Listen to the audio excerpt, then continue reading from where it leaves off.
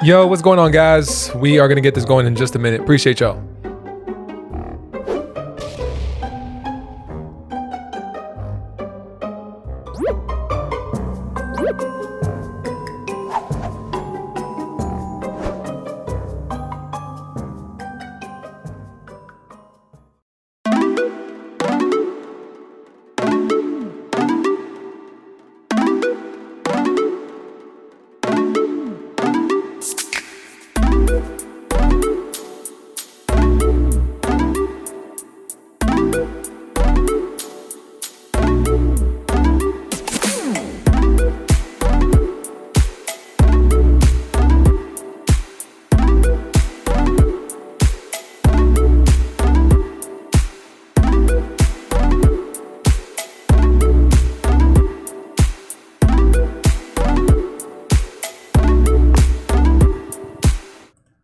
What's going on, everybody? Welcome back to another live stream with Jay's Corner TCG. My name is Joey. You can call me Jay. Without further ado, guys, let's get this underway. How you guys doing? It's been like so long since I've streamed, right? It's like so long. Like, where did the time go? It's been a minute, about 20 or so minutes since the last stream. But thank you guys for coming by. We are in here. We are going to be talking about Card Party. Honestly, it's probably going to be mostly about that and how the event went with Pat hosting it, putting this together, and making a, something that had never really been done before, just not strictly for Pokemon, but just kind of centered around Pokemon. Yay, mic working this time. Dizzy, you're right. I messed up last time. What's going on, though, guys? Andre Castillo. What's going on, Andre? Armando. What's going on, Armando? How you doing? Ashley. Oh, it was amazing, said Ashley. Yes, it was. I mean, there is a Q&A right there, guys. If you guys want to ask us anything about it, or you guys happen to attend the events, let us know how it went for you guys. And so we could talk more about it. I'll have people joining me for this podcast in a few as well.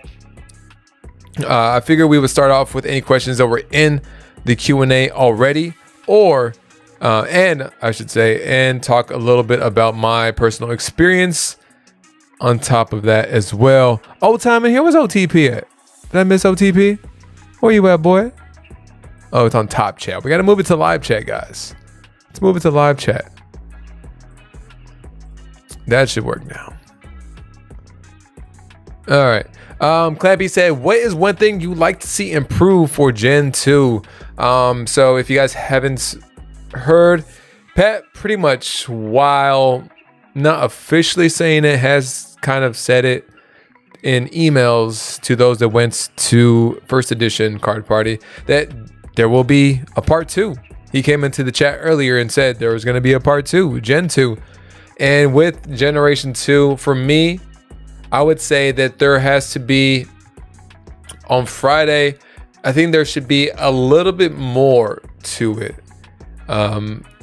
It was, as a creator, it was a little bit different because I got to interact with all of my peers, like all you guys that went, from Pokeball and Mike to Diz, I was talking to Royalty Gaming for the longest time, Get You, Fella Chris, everybody in the Westside Poke Connection. I was able to talk to so many people that day and keep myself entertained because it was just fun being there with everybody else in the community that does what we do. That was the most enjoyable part for me overall. For just a collector, a family, going there with your kids, I think there has to be a little bit more to keep like the kids engaged, to keep more people engaged. The vendor floor wasn't open on Friday. I had no problem with it. I'm sure all the vendors went in with the understanding that the vendor floor won't be open on Friday. I'm sure that was disclosed early on. So as a vendor, I don't think that should be an area of complaint, just because I'm sure it was, disclosed. It won't be open on Friday. And I know it was disclosed to everybody that that had a ticket. The only thing I would say is, there was 2 separate rooms. One room that was kind of geared towards like signings and, some activities for children. I think throughout the day, Hey, you can call me Jay. What's going on, Pokeball Mike? What's going on, man? Welcome in. Appreciate you guys. Rusty's pulls back up in here. What's going on, Rusty? Shoot, Mike, if you want to hop in here too, shoot, let me know. I'll send you a link so you can talk about it.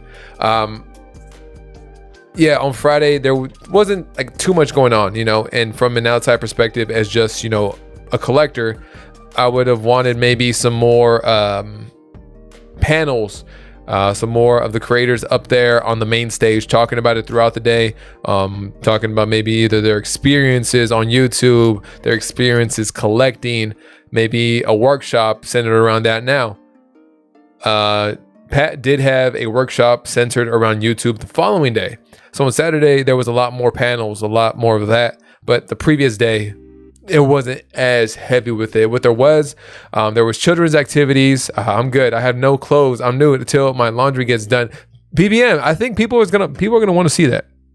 I'm just saying. But I think, yeah, that first day, it just wasn't a lot going on for just like a casual collector going there with their kids.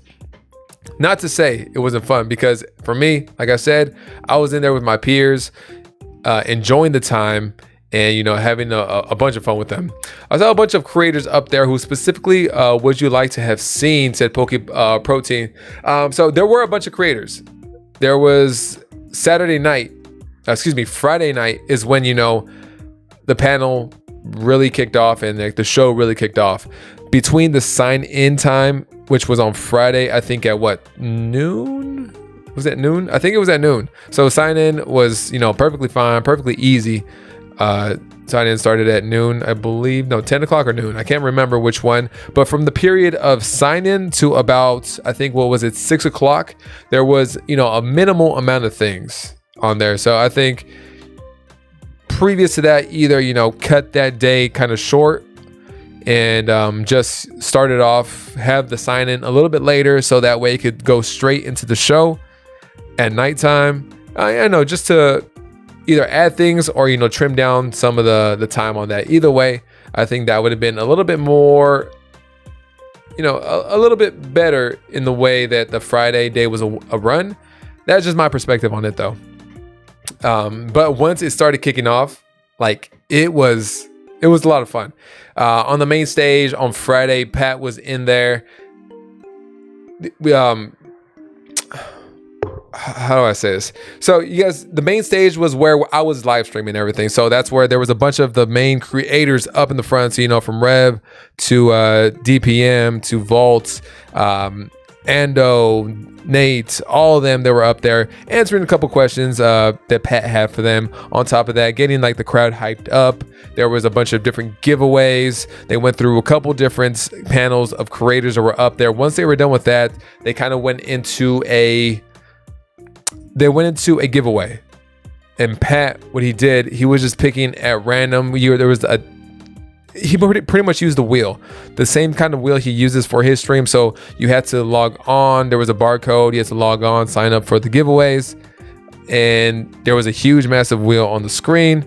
He would spin the wheel. He would get picked. If you happened to get picked, then, you know, you were able to get up there on stage and do pack battles. Now with those pack battles, you got to keep all your cards regardless. The only thing is, if you won the pack battle, you would get an additional, you know, giveaway. Yeah, I think for us, there could have been a little bit more to do, but at the same time, it gave fans and tickets buyers basically 5 to 6 hours to just chill and use, which I actually enjoyed. So for me, it was a lot of fun being able to chill with my, you know, peers. A lot of fun to chill with my peers and interact with them, because that time, if people like that, you know, if our peers are, you know, walking around and doing this and that, it would have been really difficult to, you know, get in touch with them.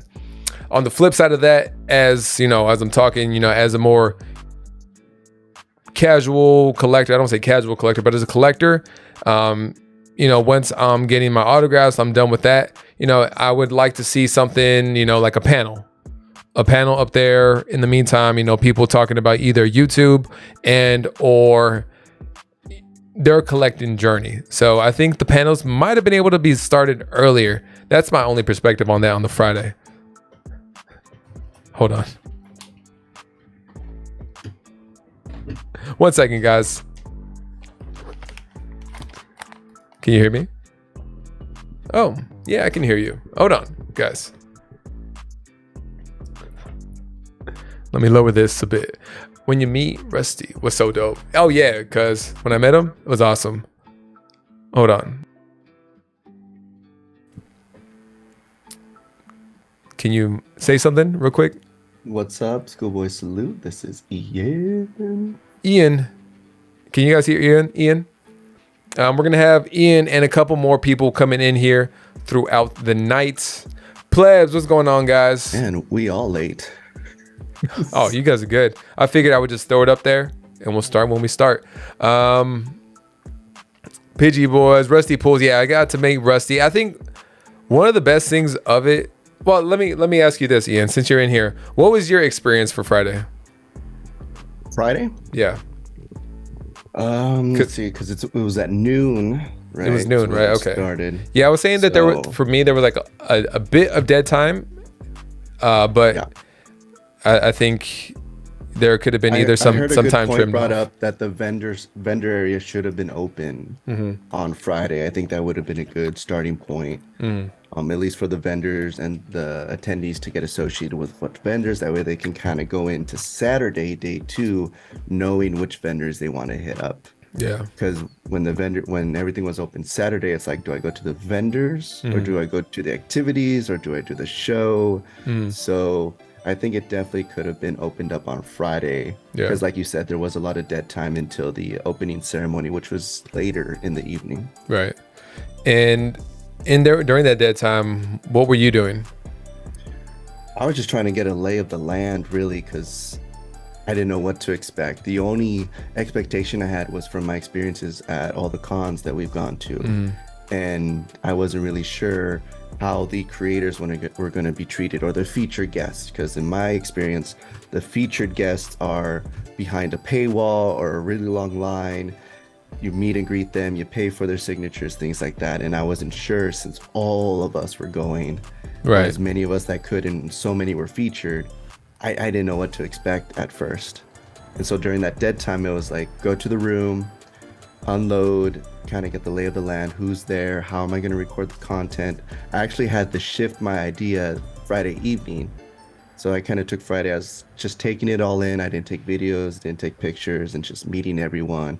I saw many opportunities to shoot, and I was like, nah, should I be shooting today? I was like, no, just hang out with everyone, get to know everyone, get little Ian acclimated to the environment of meeting everyone, because I'm mostly on YouTube, he isn't. Right. So getting him to meet everyone that I've met was kind of the priority for day 1. And Armando asked, did they have games or activities? Tables ran the whole time outside of the main show games. Yeah. So and for like the questions, guys, there's the Q&A up there too. So make sure you guys ask your questions there, or else I will miss you and I will not answer your questions for the most part. Native, welcome in. And yeah, but they had activities.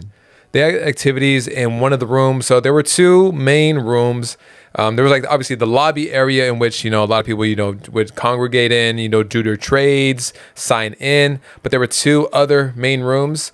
One where they had the like featured creators in there doing like signings. They usually had 3 people at a time. And as well, there was 2 separate areas within the main room. One for like a children's play area, and then like an arts and crafts area for children as well. There was also a section dedicated to like the what was it called? Throwing the energies, the energy throw. What was the name? Trick shot. The trick shot section. So if in there was just like a bunch of little obstacles within the trick shot area. You would just throw the energy card and try to nail it to either to some of the foam or knock down some of the balloons. And you did get one of the card party like official cards if you happen to complete one of the challenges there, but you got one just for participating as well. In that same room, they also had like a food area where they were making food. They had drinks. They had a lot of seating area. That's also where they had the tournaments as well, which I think you partaked in that, right? Yeah, Partook? I ran it on day 3. On day 3, okay. Yeah, so Danny Phantom and Nate were running that for the most part. I think they had a couple other professors helping them as well. And in that same room is where we would have bulk avenue. So basically, people could put their bulk there. People could shuffle through it, see if they needed something for their deck, if they needed, some. Actually, I heard that people were putting in like pretty good cards in there too. So if you looked hard enough, you were able to find some of those cards. Yeah, there was a rumor going around that someone had thrown in some gold, rainbows, some good hypers and secret rares. Yeah. And the word was going out that it was just joshing. Oh, really? Yeah. Just Josh and the freaking goat. So that was one room, and then on Friday, the other side of the hallway, like directly across, was where the vendors were. But the vendors weren't open on Friday, like we said. There was a separate area for creators to go in there, where any creator could go in there, from like myself to all the way up to Rev, to Nate, and a lot of them did. A lot of them were just roaming around too, just walking, and obviously they would get stopped, and they would get stuck for a minute trying to sign, be kind and be courteous, which I think is another thing that was awesome to see. Most of the creators just taking the time and not being in a rush. So it was good to see. It was good to see on that end. Like I said, Clampy said, what's one thing you could like to see improve for Gen 2? What's something that you yourself would you would like to see in? Kind of like an announcement, or like this morning I was thinking, how like Zoo and Disneyland, they have like a physical brochure that's a map. Yeah.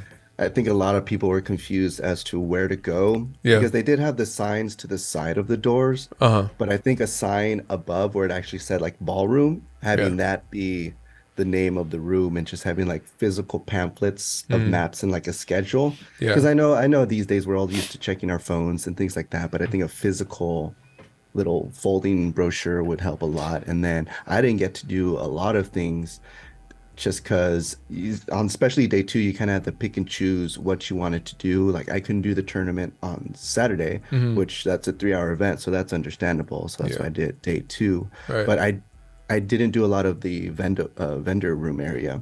No? Aside from the live stream, no, I didn't really go in there except the panel and the live stream. Other Okay. than that, I really didn't check out vendors, just because there was the main show, and then obviously I had little Ian, so I spent a lot of time in the kids room.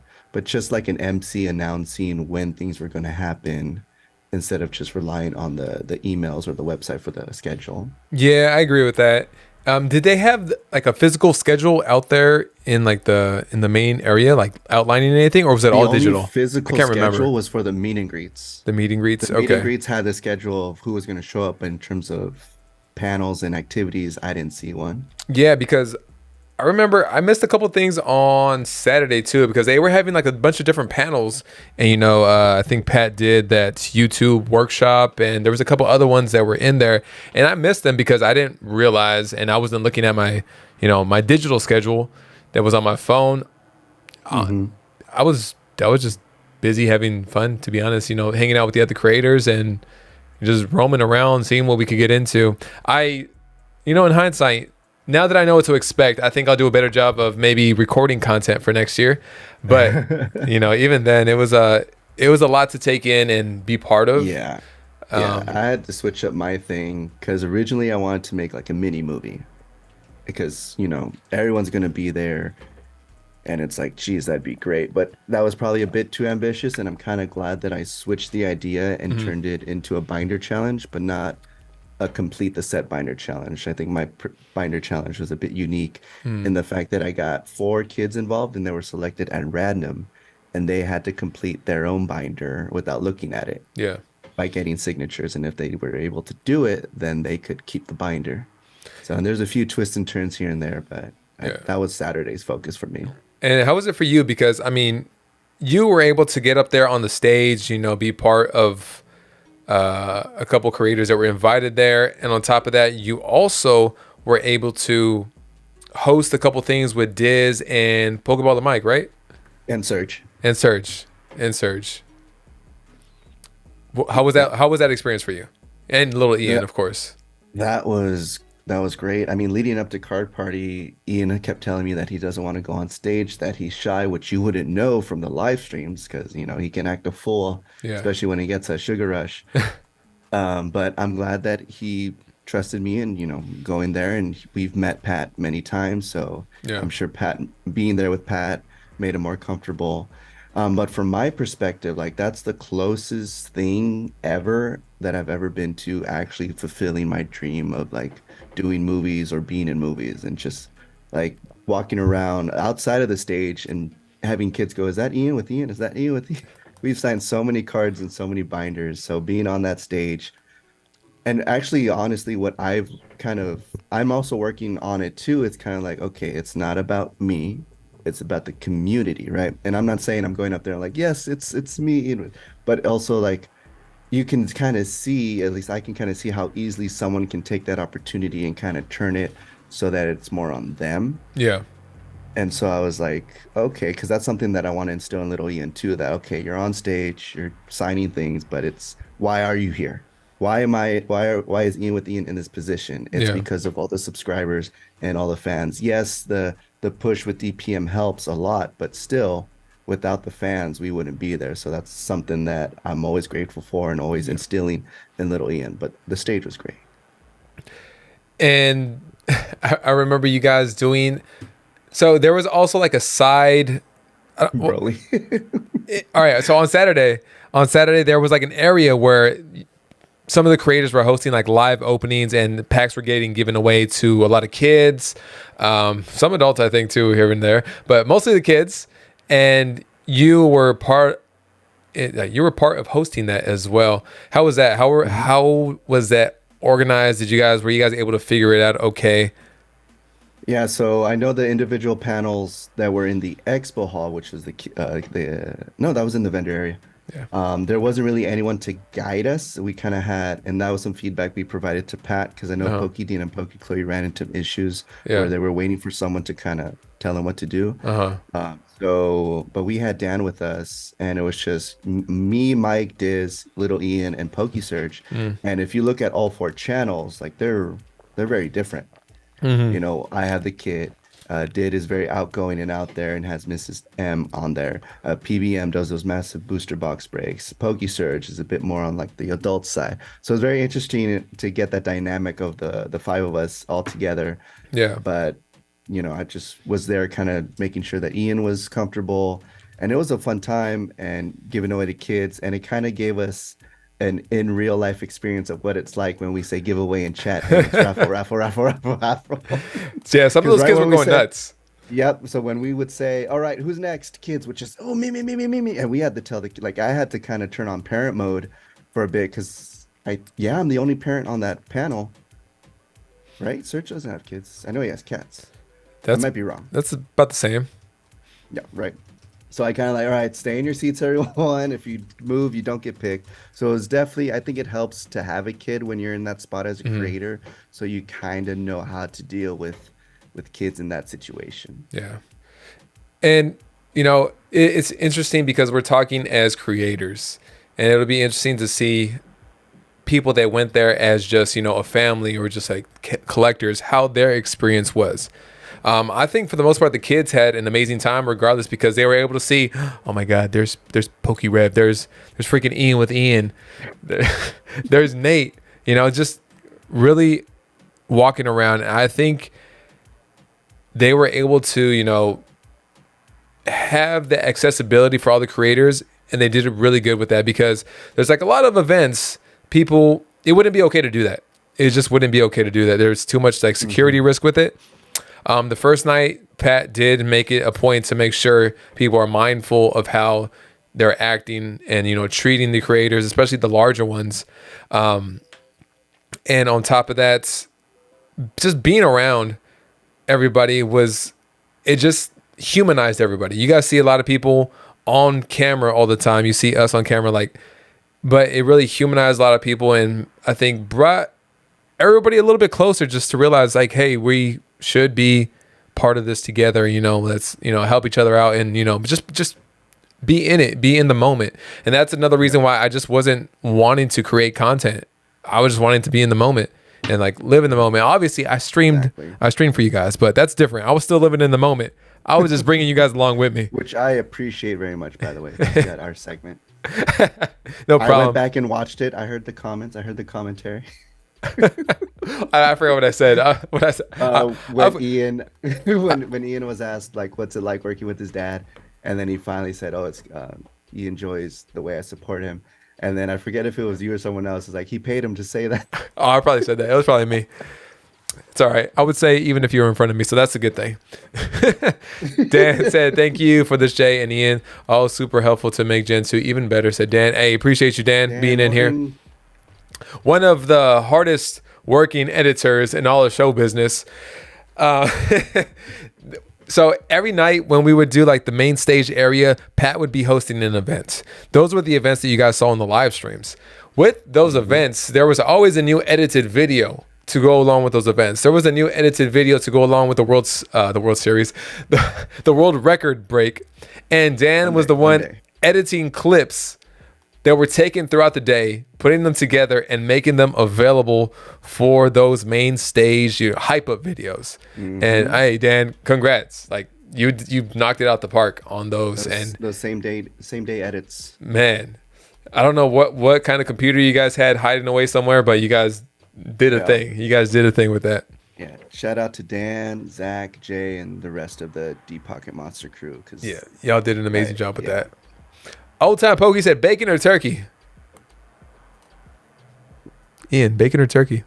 Bacon. Bacon for me too, old time. Mythical Kate and Legendary Sophia said, what was your ultimate favorite moment at Card Party? Ian. There's so many. There's a lot. Okay, so I'll probably go with the first one that I was just filled with joy and just ecstasy in the nicest way possible.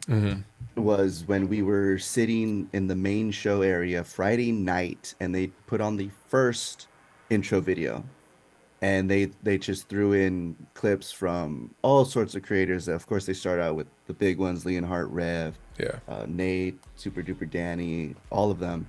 And then I see the clip from the Chonkachu video of the big Chonkachu growing. Oh, yeah. Like that was like, I think I sat on my seat. I was like, woo! You did. I saw you. Yeah. I was like, woo! I was sitting right behind you and I heard a loud yell to my right. I'm like, oh, that's Ian. And I was like just seeing a video that I had made put into a production of this caliber was just amazing. Yeah. And then there was so many after that, but that was the first one. Dan, shout out to you because you put a clip of me on that first video as well. So heck yeah, I appreciate you. I was videotaping it. So this video happened before I started live streaming, guys. I was videotaping it and I think I made some weird sounds when they came on or something. So I never posted it. I might put it up there, but I put a picture of it on my IG. So I appreciate you, Dan, because I got featured on that for a minute right there. So that was a lot of fun too. That was probably one of the moments I was like, oh shit, there I am. Look, mama. Look, mom. Exactly. It was like, look, it's us. Yeah.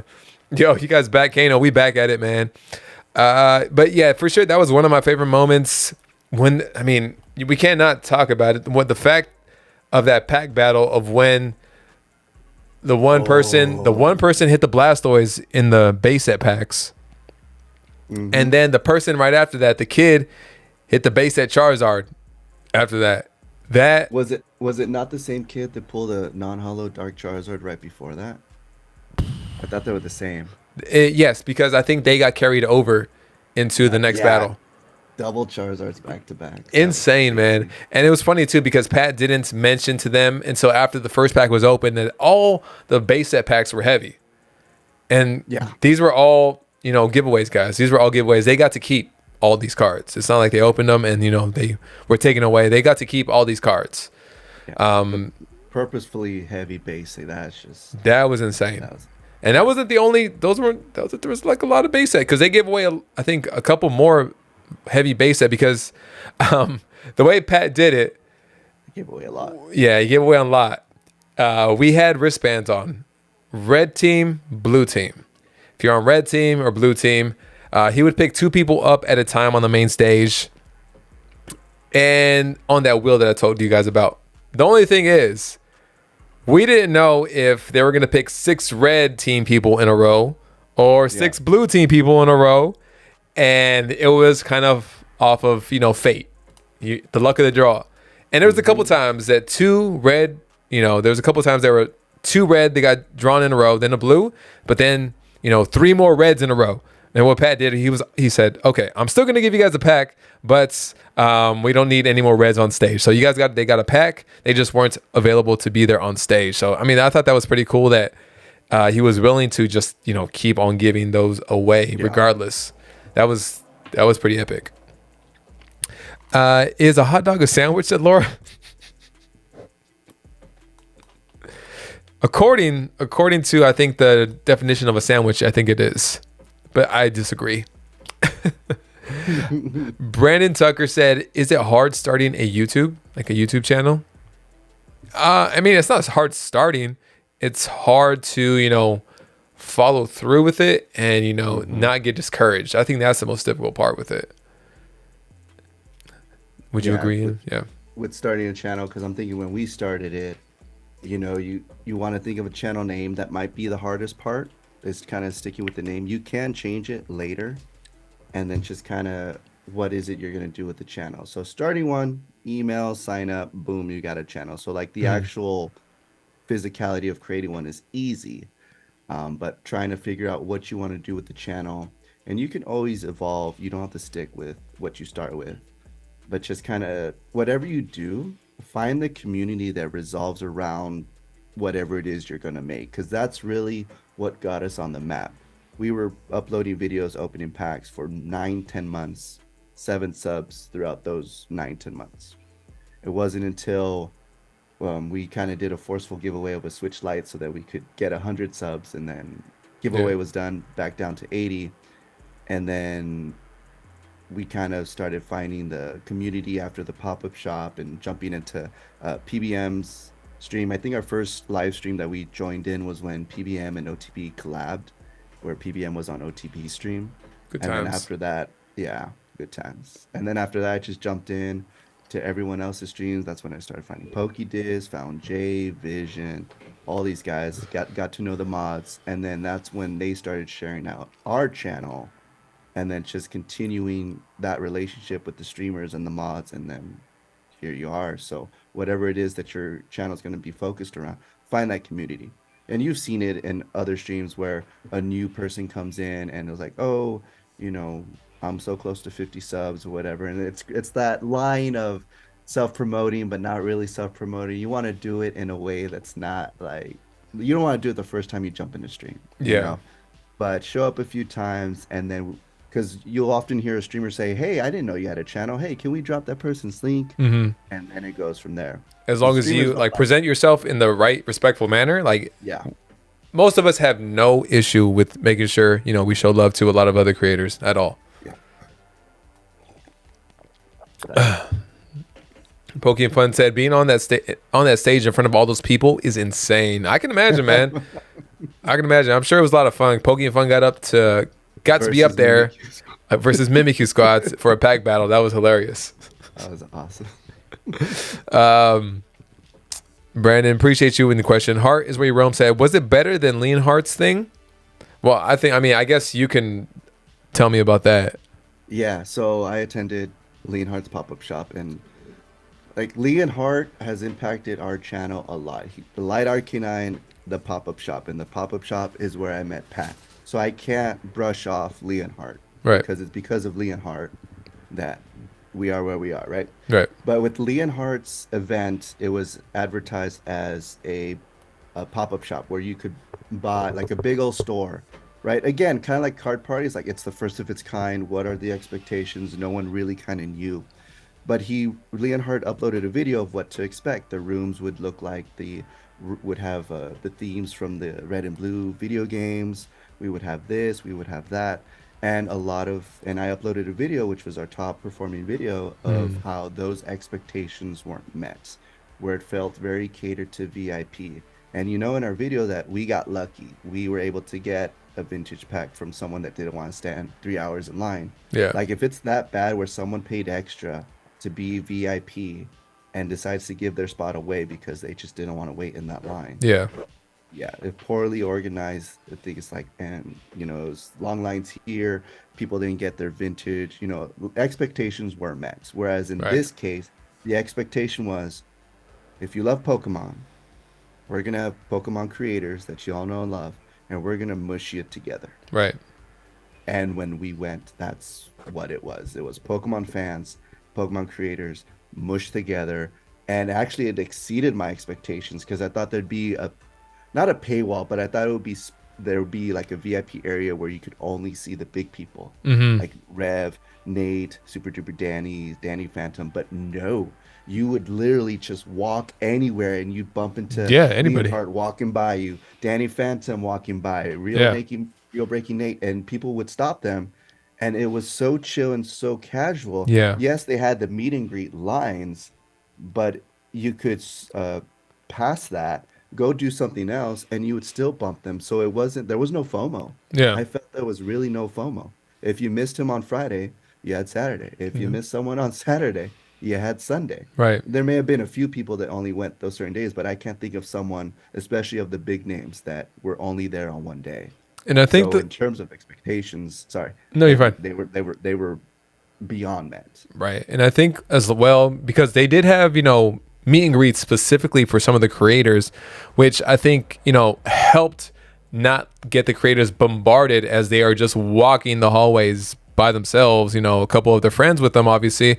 But it would have been, I think that would have been even worse if there was no signing, or you had to wait in line to get that signature. I get it that a lot of people don't like waiting in line, but I think it's necessary if you want those creators to be available and just walking around and being part of the event without having to have a paywall there, Right. separating them. Before we move on, Badger on the 7th month membership. Appreciate you, man. The goats of Card Party. There you go, Ian. He's talking Appreciate you, about Badger. you, Jay. Lady Boston here on the 3-month membership as well. Thank you so much, Lady Boss, for being a member for 3 months. Roche, what's happening, guys? Rodney, Cheney, how you guys doing? Hope you guys made it back home safe and sound. Let's see. So, I mean, going back to that, I mean, from your experience right there, it was better than, better Yes, it experience was than better. Leonhardt's. We got lucky at the pop-up shop with the meeting Pat Flynn for the first time, getting a holo Clefairy from base set 2. Mm-hmm. But it was a grind. We talked about dead space on Friday, but the event seemed like a lot of dead space, and just the way the layout was, and it didn't happen this year, so that kind of gives you more information about that event. And whereas Card Party, it's already been announced that it's going to happen next year. We don't know when, we don't know where, but Right. it's going to happen again. Yeah. Luxury Ball Guy said, best and worst thing you saw at Card Party. I saw Jay. That was the worst part, huh? The best part was just seeing everyone, creators, fans, Yeah. just mingling. Like it It was a literally- weird thing. It Like, was very it was a weird. weird thing, a surreal thing, I should say.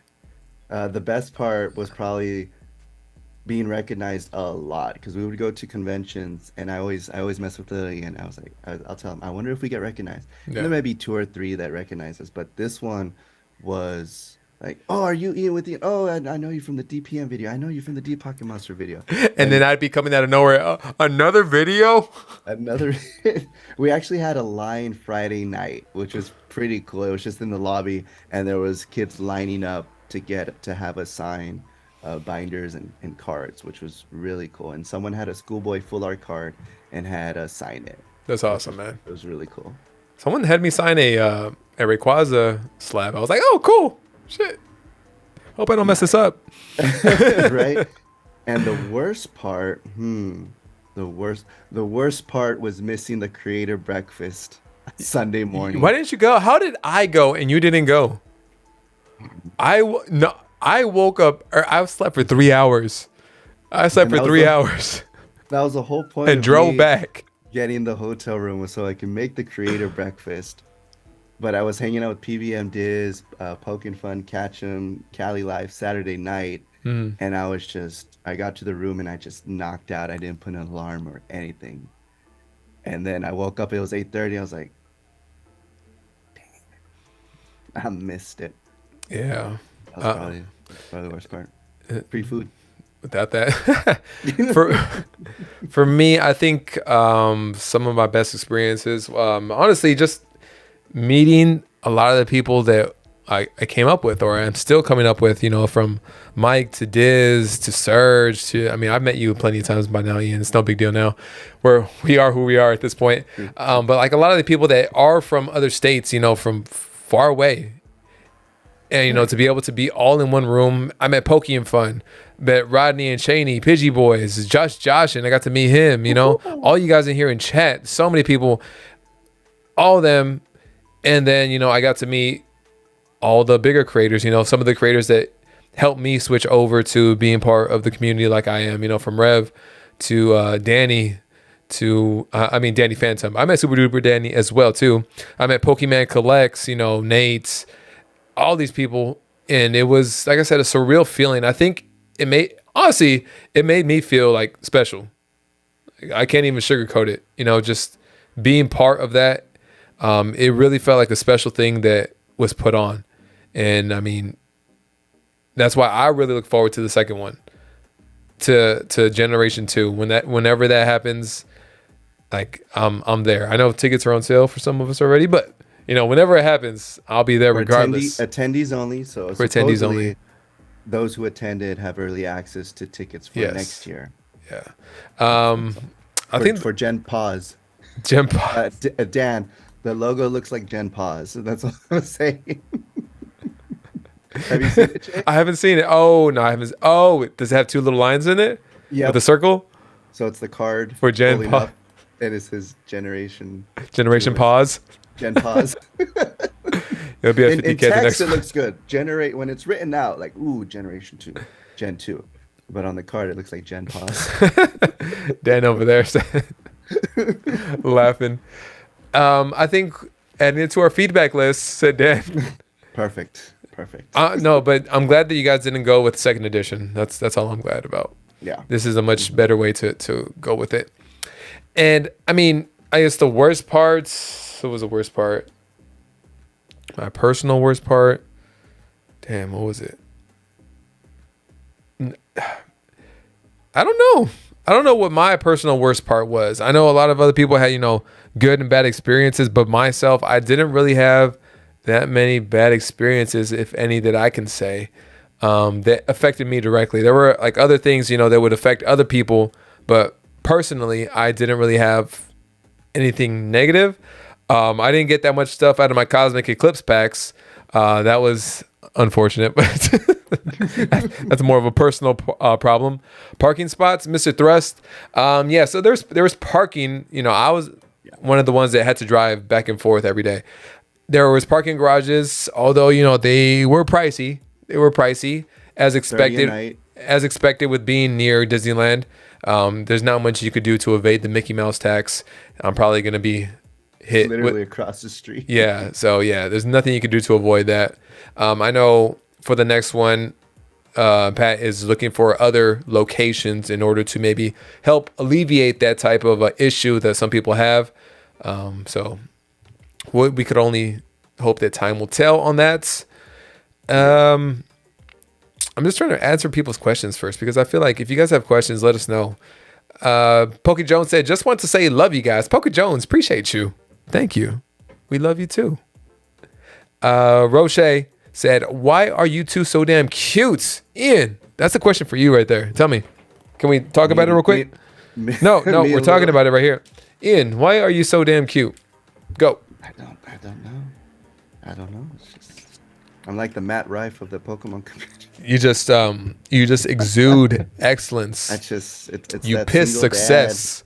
Dad. You got single dad, then you add dad bod on top of it, then you add good with kids. It's just a recipe for disaster for some poor lady. It's a toxic combo. Toxic combo. Smack did put a question in here. Out of everyone you met, Joey, who had the best shoes in your opinion? OTP. Haven't mastered the Heisman. Who had the best shoes? Who was wearing some fresh kicks? Hat. Pat had some nice customs. Pat had some nice custom Pokemon shoes on for each day too. Fire. It was different Pokemon for each day. Yeah, fire every single time. Serge said Pokemon Fun. Serge had his Yeezys on every night. He would go upstairs, get changed, put his cologne on, and be done up for the night. Speaking of which, the nighttime activities.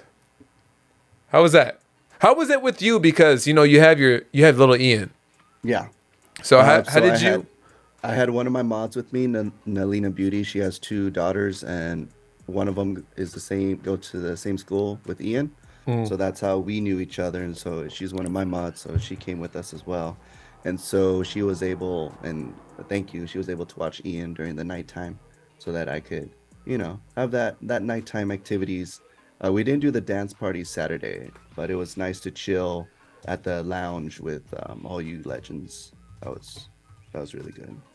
Yeah, I mean, I was a little sad that I left early on Friday night. I heard a lot of fun stuff, crazy things was going on. But Saturday night I was able to Friday, let's go back to Friday night, because after the main stage event, which was amazing, I think, it went really smoothly. Right, Dan? I mean, from our perspective, it went smooth. There could have been a whole bunch of other crap going on in the background that you might have been dealing with, but for us watching, it went really smooth. And after that event, we waited a little bit, and then we had like the creator dinner. So every creator, as long as you had your hospitality wristband, literally had the catered dinner, courtesy of Pat. He put it on put us on for that. It was pretty insane. And I think that's one of the other things that Pat did a very good job of was, creator, large and small, having that same feeling, the appreciation of you being able to, be part of the community and, just being in it and giving back. So it was a lot of fun with that. Oh yeah. You didn't miss that, right? You were there, right? No. I can't miss 2 opportunities for free food. But we went to the dinner, and little Ian was able to hang out with Mrs. M and Control Out Bob, Pokey Diz. Yeah. Because I know they had like the bar there too, so right. I had to kind of like balance. Okay, I'm here with my kid, but I also want to hang out with you guys. Right. And, have that adult time. Right. Not that it's bad or anything, but I do have a 9-year-old, and it's like past his bedtime. So right. Just kind of keeping an eye. Bob and Mrs. M were really nice, and also who was at our table? I know it was Luxury Ball Guy and a few others, but they were really cool. And knowing that little Ian's 9, and just being appropriate and right. talking to him, and he had my phone. I had to give him my phone so he could play. Oh yeah, I remember seeing that. Yeah.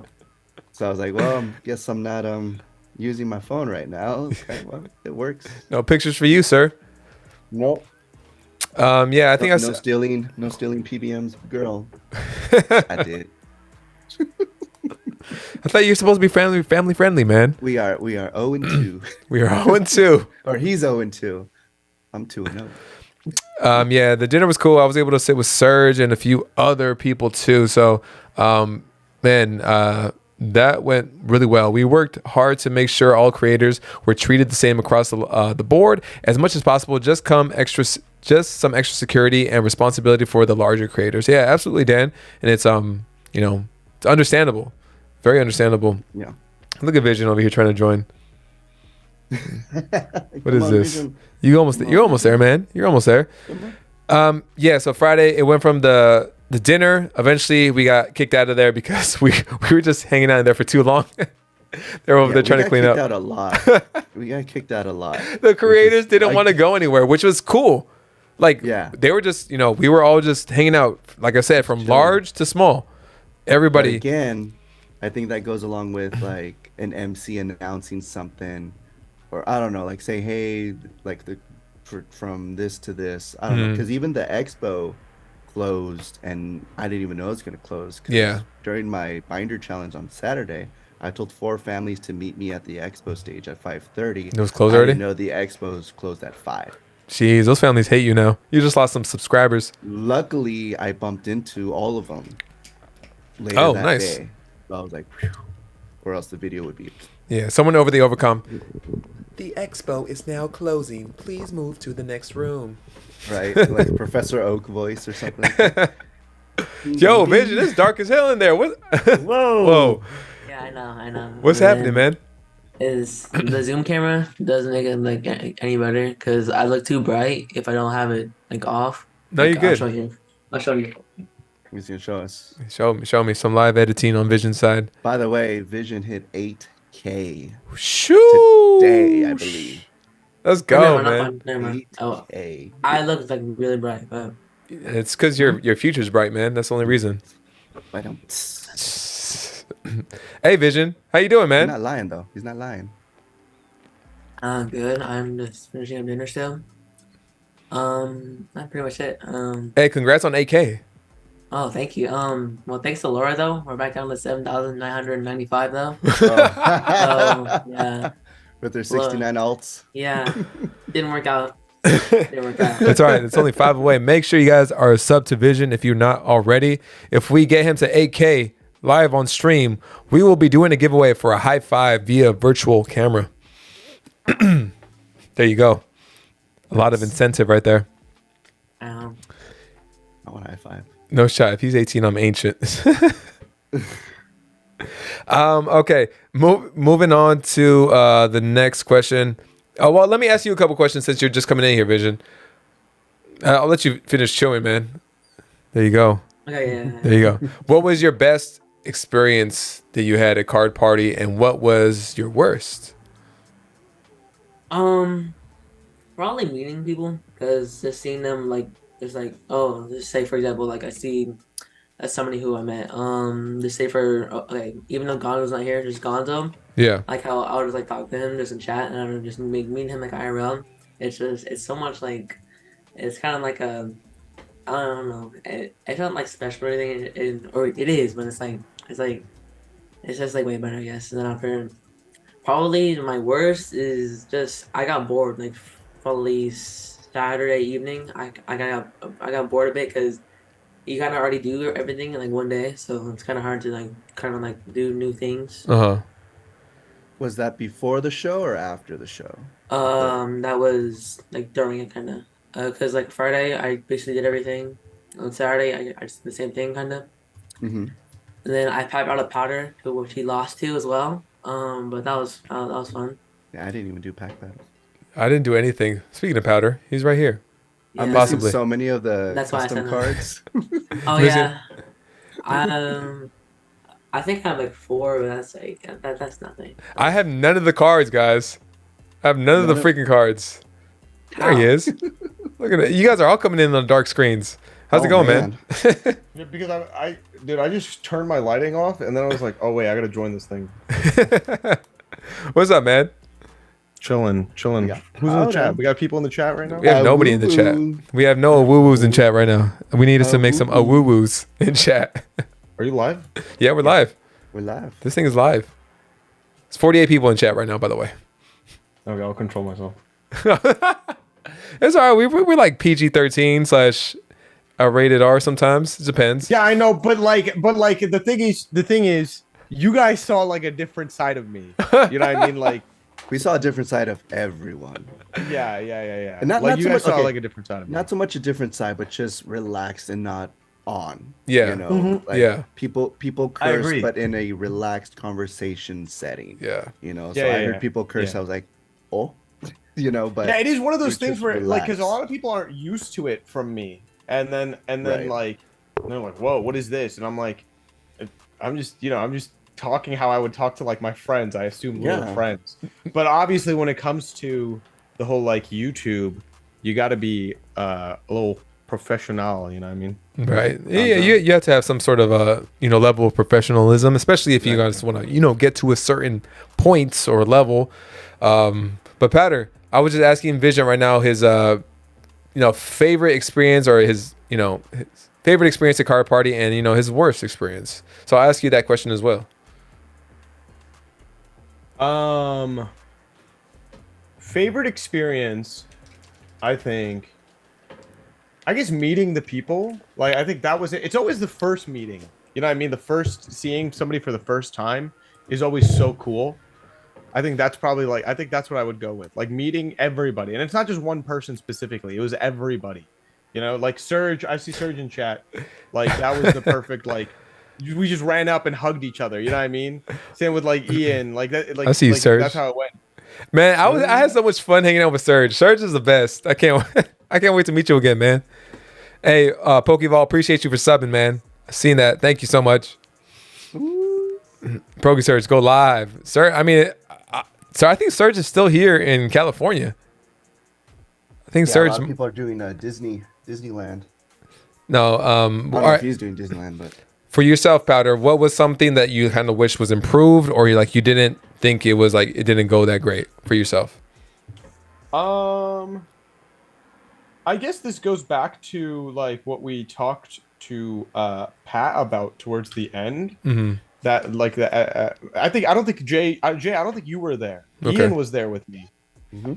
How we talked to him at the very end about like potentially getting like there were so many creators, but not everybody was like shown off to an extent. Mm-hmm. So I think we talked about that. I was expecting a little bit more of that, but then again, I was invited like a bit more last second, so Yeah. it's harder to plan for things like that. Right. So, but then again, that's like my expectations of what I had in my head, and it is a level of realizing where you are and what you have to do and how you have to go above and beyond to potentially put yourself forward and do things to get in front of people. Right. But that's not like a negative thing. That's more so my own personal. It's a constructive criticism or like your personal expectation. Yeah, I guess a bit more way for me to show off who I am. If I wish I had that idea. That's why like Ian, like when I was doing my like eCam thing, like I went into go mode because I'm like you went in walking by. You went in. Anybody walking by is gonna see who this character is. That's the way I describe it, is that character. Be a character. You know what I mean? I don't say I'm like a fake person or a different personality. I say I'm a character on stream, and that's what I had to be. I had to turn it on. So, but that's a part of being adaptable. It's the same concept of like if something happens on stream that you have to adapt to, right? Whether it's your main camera is not working, you have to go to your like secondary camera or something like that. It was it was a situation I had to adapt to and go, okay, so I'm not at the level of that. I didn't get to discuss with the team to do things like that. Yeah. How can I change it? So and put myself out there. So that was that. It's not a negative thing at all. It's just I don't think I had actual negative experiences.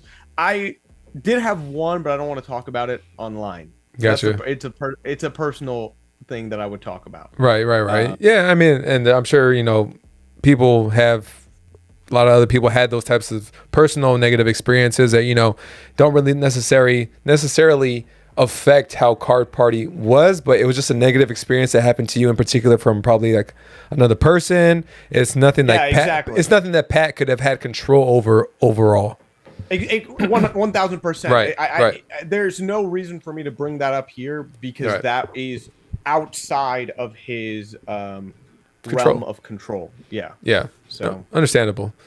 But hey, Powder, appreciate you coming in here though, by the way. Yeah, I don't have much time. I can only do it like a half an hour. I hope that's okay. Yeah, no, don't worry about it. Whenever you gotta sign out, you sign out. No problem at all. I'm not gonna cry about it later. Maybe I might. I don't know. I would sure hope you did. I'm gonna cry a little bit. Smack Daddy said, "Can you both do a show?" Well, I think this is before everybody popped in. But can you guys do a show and tell of what you got from Card Party, like cards you bought and signatures and whatever you got over the weekend? Said Smack Daddy. Do you guys have anything near you that you happen to get while at Card Party? Yeah. Yeah. I do too. You go first. I go first. There's a couple things.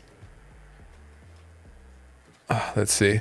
All right, so I got this Pikachu signed by a ton of different creators from pretty much almost everybody. The three people that I didn't get to sign this were Nate, Real Breaker Nate, Marie, and Ando. So those three, unfortunately, didn't sign this. Although I was right there next to Nate on the last day. Like we're all just walking together, and I didn't want to. I just wanted to be there. And, you know, it was the end of the last day. I was like, man, whether or not he's burnt out or not, I know he's going to say yes if I give it to him. But I think it was just me just wanting him to breathe. Give him some space, you know, breathe and, you know, enjoy the rest of the time while he was there. But I did get a ton of the other creators to sign this, from my man Rusty Pools all the way to Rev and, you know, Catch 'em All. Everybody got to sign this. All you guys here got to sign this too. So that was something. Broly Pools also gifted me a slab. And then he got signed by a ton of people, a bunch of different creators. And he trolled me though. He got the PSA 10 Applin in there, shiny Applin. Broly, appreciate you. Ian, what about yourself? I have other stuff too, but you know, I'm just gonna show a couple things. Well, we all know about the binder, Right. and you know that the back of it was pretty full, but I still got some more people on it. Roche, Pokédex, Rusty Pools, Fella Chris, finally on there, and a bunch of other people. I have to go through and kind of identify who's who. And then in the front, I got everyone. Everybody. Everybody. I think it's filled up now, man. Everybody. It's all filled up. So now it's like, okay, what am I missing? There was like maybe a few features that I didn't really follow until then. And so I didn't, like, to me, not having their signature doesn't really, not that it doesn't matter, but it's like, this started since in Vegas last year. Yeah. So I wanted to, there's a few on here that kind of snuck in there, but I wanted to make sure that this had signatures of people that I had followed while my channel got to where it is now. Right. And also those who are very influential in the Pokemon space. It's a big part of your channel at this point, man. Yeah. So that's the binder. Vision. Oh, hold on. Surge on the $5 super chat said the only bad experience I had was meeting Powder on the $5 super chat. Bro, it was such a bad experience that he had to pay you to say that. Vision. What about yourself? Probably well, I got that Lugia from that one custom binder place, whatever, where you had to put them on your story. I got like 4 more as well because they're like really nice. But probably I feel like the product, man. Product was so cheap at Card Party. It was like, I mean, why not? Did you get Japanese? You got Japanese product? Yeah, The Japanese vendor was selling that product pretty damn good prices. Yeah. Hey, The guy in the back. the back. Yeah. The back corner. Yeah. That's who I sent you, by the Please way. tell me it Oh, was that's in who it back. is. Yeah, okay. on the back wall. Yeah. Okay. Yeah. Okay. Was it Cool. back right? Yeah. It hit me up about that. Yeah.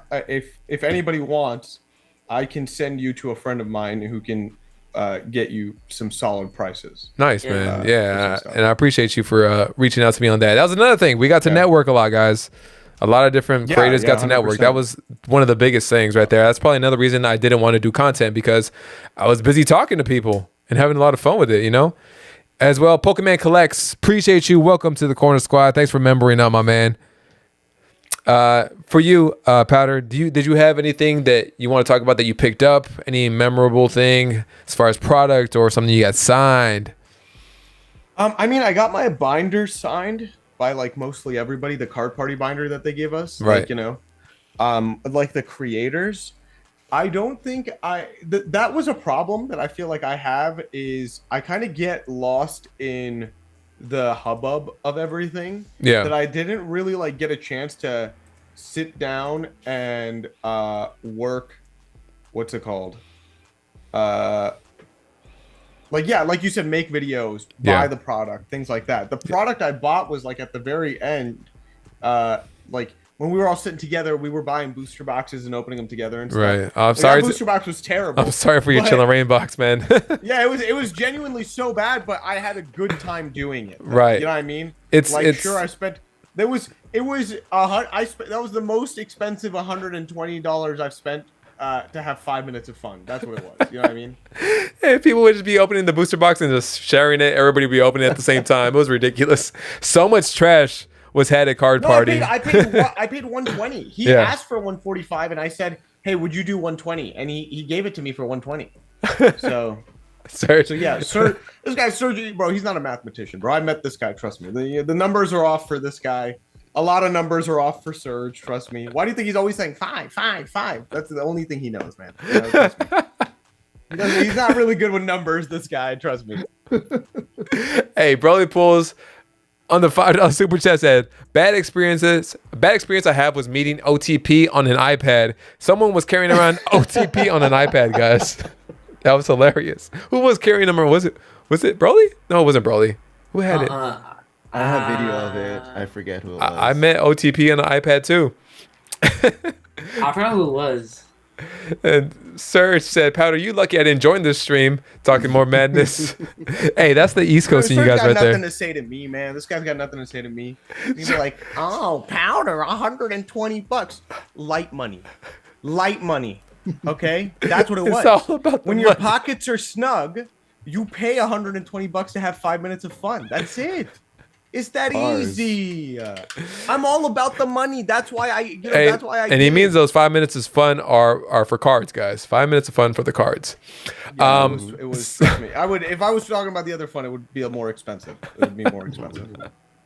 Alex said, "Bro, I'm dead." The LA prices are not good for that kind of fun. Boxing match: Surge versus Powder in Times Square next month. Said Dan. Ooh, Dan. You gotta film that for Creator Clash. Creator Clash at what's it called? Doing absolutely nothing. Like there'd be no creator, there'd be no clash in that one. It's that they're doing nothing. But Serge and I was happy to meet Serge finally. Yeah. It is kind of like, and Serge, I know I messed with you about like not getting to meet you, and I just know that you're just a busy guy. That's literally all it is, and I totally understand that. I am, like I said, the most unbusy guy. Yeah, he has to leave soon. Yeah. Yeah, I am the most unbusy guy. No, that's no. I don't have to hit the. I'm not lifting weights, but I do need to go get a good run in. I gotta get a good run in. Yeah, I feel you feel better once you work out. I have that same. I don't want to say it's a problem, but it's kind of a problem because you're like, I got to do this. I got to do this. Yeah. I want Powder on a roasting chair. Said Pokey Surge. Surge, I'm gonna have to get you both in here for that then. Just Josh and Powder. Sorry about the handshake.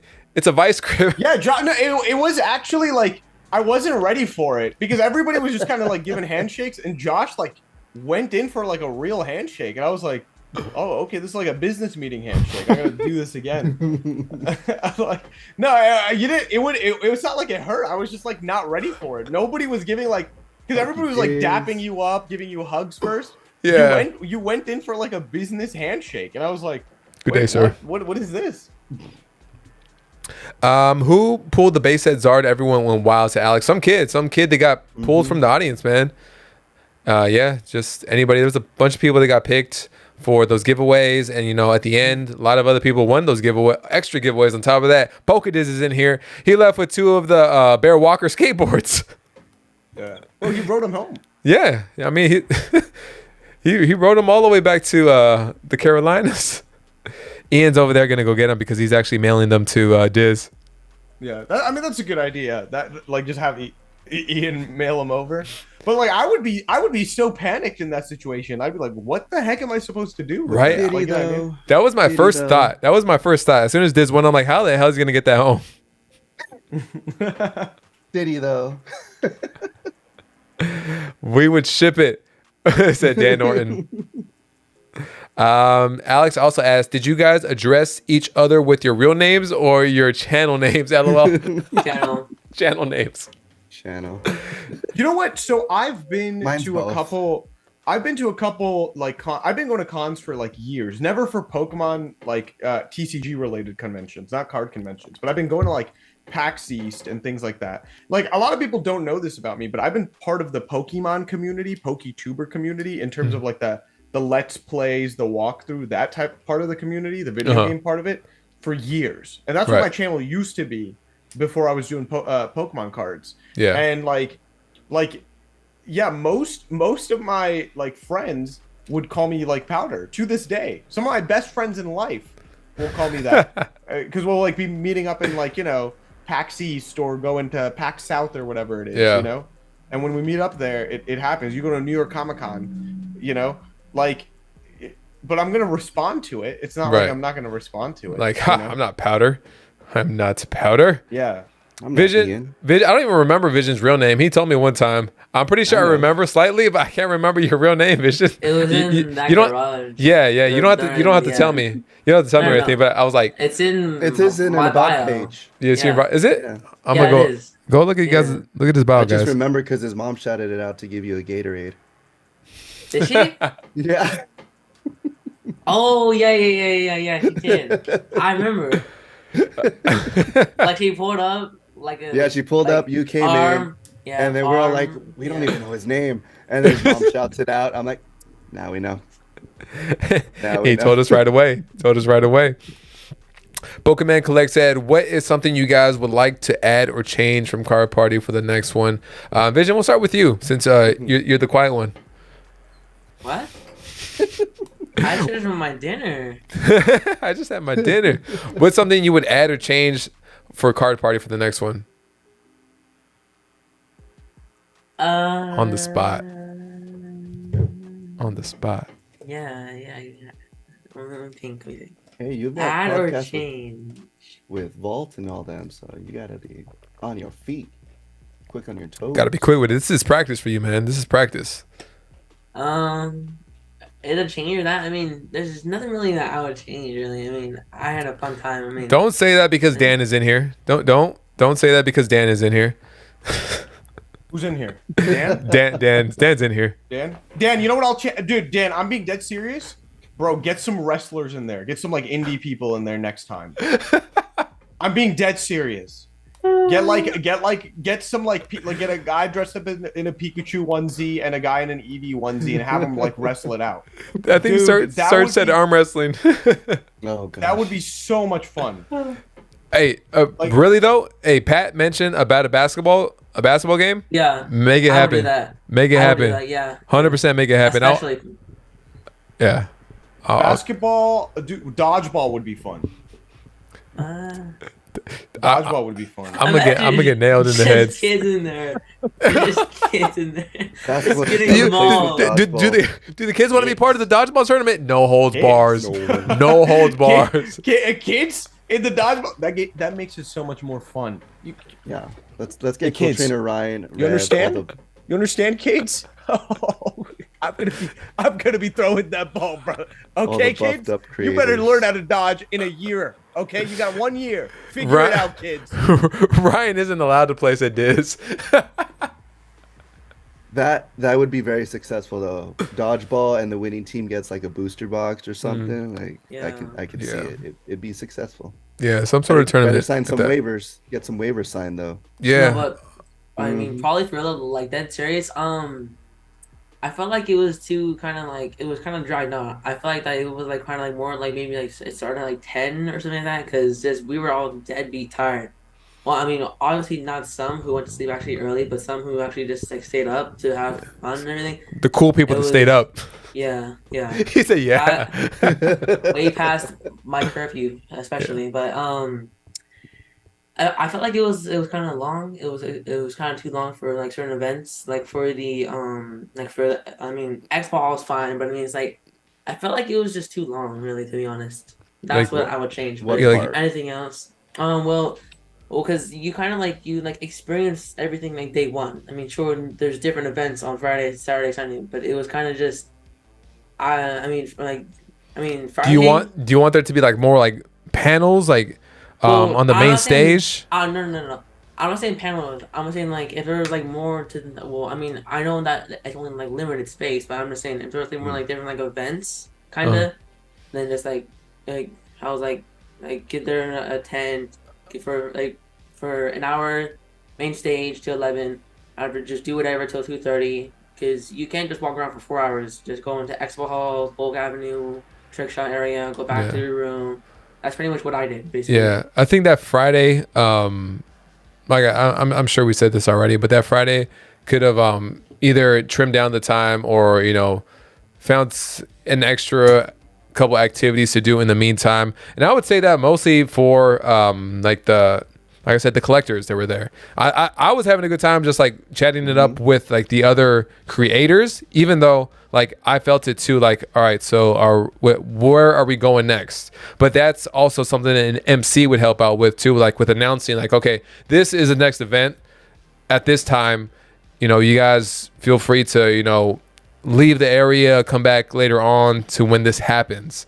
So I think that could have helped avoid, you know, anybody sticking around or, you know, dragging along for a while too. Or even having the vendor spot open on Friday so that people could plan ahead for the coming days, which vendors they wanted to scope out more, or actually buy stuff from. Right. But Saturday I had the opposite problem. Like I was not bored. There was no breaks. I was like, there's too much to do. Yeah. I need to go eat. I need a lunch break or something so that I forgot to eat so many times. I forgot to drink water most of the time. I didn't drink anything. Saturday was for sure my most fun, but Sunday I was just done. I was about to fall asleep during breakfast. I was like, well, you should have went to bed. I wish we switched. Yeah, I was exhausted on Sunday too, though. But I mean, I was still like, I was ready when I did my eCam thing. Powder, you did your eCam on Sundays too, right? On Sunday too. How was your? So I signed up for it after. I think Ian, you were the one who told me they still have slots. And funny thing was, I planned it accordingly. I was like, who's doing? No this? one did. And I think and they said like 10 a.m. is Poke Chloe. I'm like, give me 11. They're like, okay. Like, give me right after Chloe. Yeah. Chloe's going on. Let me get in on this. Yeah, put me right after. I was like, I'll do it right after. Yeah. But that's like a little part of like, you know, of like that inner like try to network, try to be smart about my placements and things like that. You put your face in there with another company as well, Right. like, and you leave an impression. Crashed my eCam stream. Yeah. Did he? Yeah. Hey, at least he made your eCam even better. Exactly, and I forgot to crash his because again, there was so many things to do. Also, a schedule at eCam of who's appearing would be good too, so that we could kind of be like, okay, these people are showing up, even for attendees too. Because I know eCam didn't have a list of who was appearing, and that may be in part of people signing up that day. Right. So maybe having a schedule that they could plaster so that both creators and attendees could kind of know, like, hey, maybe I don't have one scheduled, but I know I can talk with this creator and maybe hop in with them at the same time and do a collab on the spot. Right. I think that would be a lot of fun too. You know, have that list up there, whether it changes on like maybe a TV. You know, so and so Saturday, so and so Sunday, and you know, I could come over there when Powder's on and be like, gonna mess with this guy right here. Exactly. Yeah. And that'd be a good way for creators to again mess with each other as well, as Jay mentioned. Yeah. I think the MC aspect is the most important to me. Mm-hmm. Even for small stuff, like, oh, Chloe is breaking this at this booth right now. I missed the damn Aquapolis break. No. Yeah. I missed it. But the thing was, the Aquapolis break happened. What's it called? The Aquapolis break happened when, like it happened at the CGC area, right? But that's like a smaller booth on the. It's not a small booth, but it's just like on the side. So unless you actually walked by it, you wouldn't have noticed. Right. You know what I mean? You wouldn't have realized that a $50,000 box was being opened up right there. Yeah, exactly. You had to really be attuned to social media. Yeah. And like following Instagram and who's who and all that stuff. Whereas if it was all some sort of marquee up front, it would have been easier. I think it should have been more of a feature type of event, you know, of something of that magnitude. So almost on stage. Yeah, for sure. With Pat's two big security guards on both sides of the stage. Dude, that guy was massive. He was like 6'8". Dude was jacked. Wore a great suit. It was hilarious. Everywhere. Hey, Pocket Paxton here. What's going on, Pocket? How you doing, man? I still had like a load of fun. I mean, Card Party. I mean, I wouldn't change a thing really with it. I mean, that was super fun. Oh yeah, it's just helpful insight, different tips. You know, the way you talk about it is constructive criticism, not really like complaints about it. So yeah, no complaints. I don't have actual complaints or anything of what was happening. It was more so the make it better things to make it better. Right. Yeah, it exactly. I wouldn't change what was going on. I would be like, if we had the functionality of an MC going, hey, by the way, what's it called? Chloe and Dean are going to be in the main stage room. You know what I mean? Right now. Yeah. Hey, by the way, I missed this is that. what's happening on the side stage over here. You know what I mean? Because that's what it is. get you. What's happening, man? How you doing? Yeah, because even though I missed No, a lot of muted. things, Muted. Muted. I still enjoyed it. I missed a lot of things. I didn't collect all the cards. I missed the many box breaks, but I still had lots of fun. Greetings. There we go. Yeah. He's good. Hello. Yeah, but the thing is, as somebody who's curious, I understand. Hey Dan, I understand you guys had that little like that app or whatever where you could see the schedule. I just happen to screenshot the schedule for every day. You know what I mean? So I kind of knew what was happening. I didn't use the schedule at all. Yeah, but that's my point. Is like I realistically feel like people want to do as less work as possible. That's just how human beings work. You know what I mean? They want to be just straight told, this is what's happening here, this is what's happening there, this is what's happening here. And so I was able to catch things, but obviously if I get busy, I won't be able to know what's happening. But then again, if randomly somebody, I just hear on the microphone, Ian with Ian is doing his interview at the eCam thing. Maybe he'll have people come up, things like that. Yeah, and I think I think the reoccurring thing we're talking about is like the MC, the fact that things weren't announced versus us looking at just a schedule, like a virtual schedule. Yeah, 100%. Hey, get you. How you doing, man? Good, man. Right here, just chilling on my lunch. Thought I'd tune in and give some input. Yeah, man. How was it for you? How was your experience at Card Party, man? I had a great time, man. It was a hell of an experience. I truly recommend it for folks that didn't attend. Man, I was my inner child was just screaming, bro. Like, I think I think I enjoyed just the bonding with all the creators the most. I think that was my number one thing. Yeah, so I had a great time overall experience, man. It was a great experience, great experience. And I think that's a reoccurring thing. Most of us have just an overly positive aspect with it, experience with it too. So I mean, the fact that this is the first time this is ever happening, and it going this smooth, I think is a real good testament to how much Pat and his team put into this event, and all the research they did, and improving it from the previous event that they attended to, taking those notes and really expanding upon it and making it even better and more enjoyable for people across the board.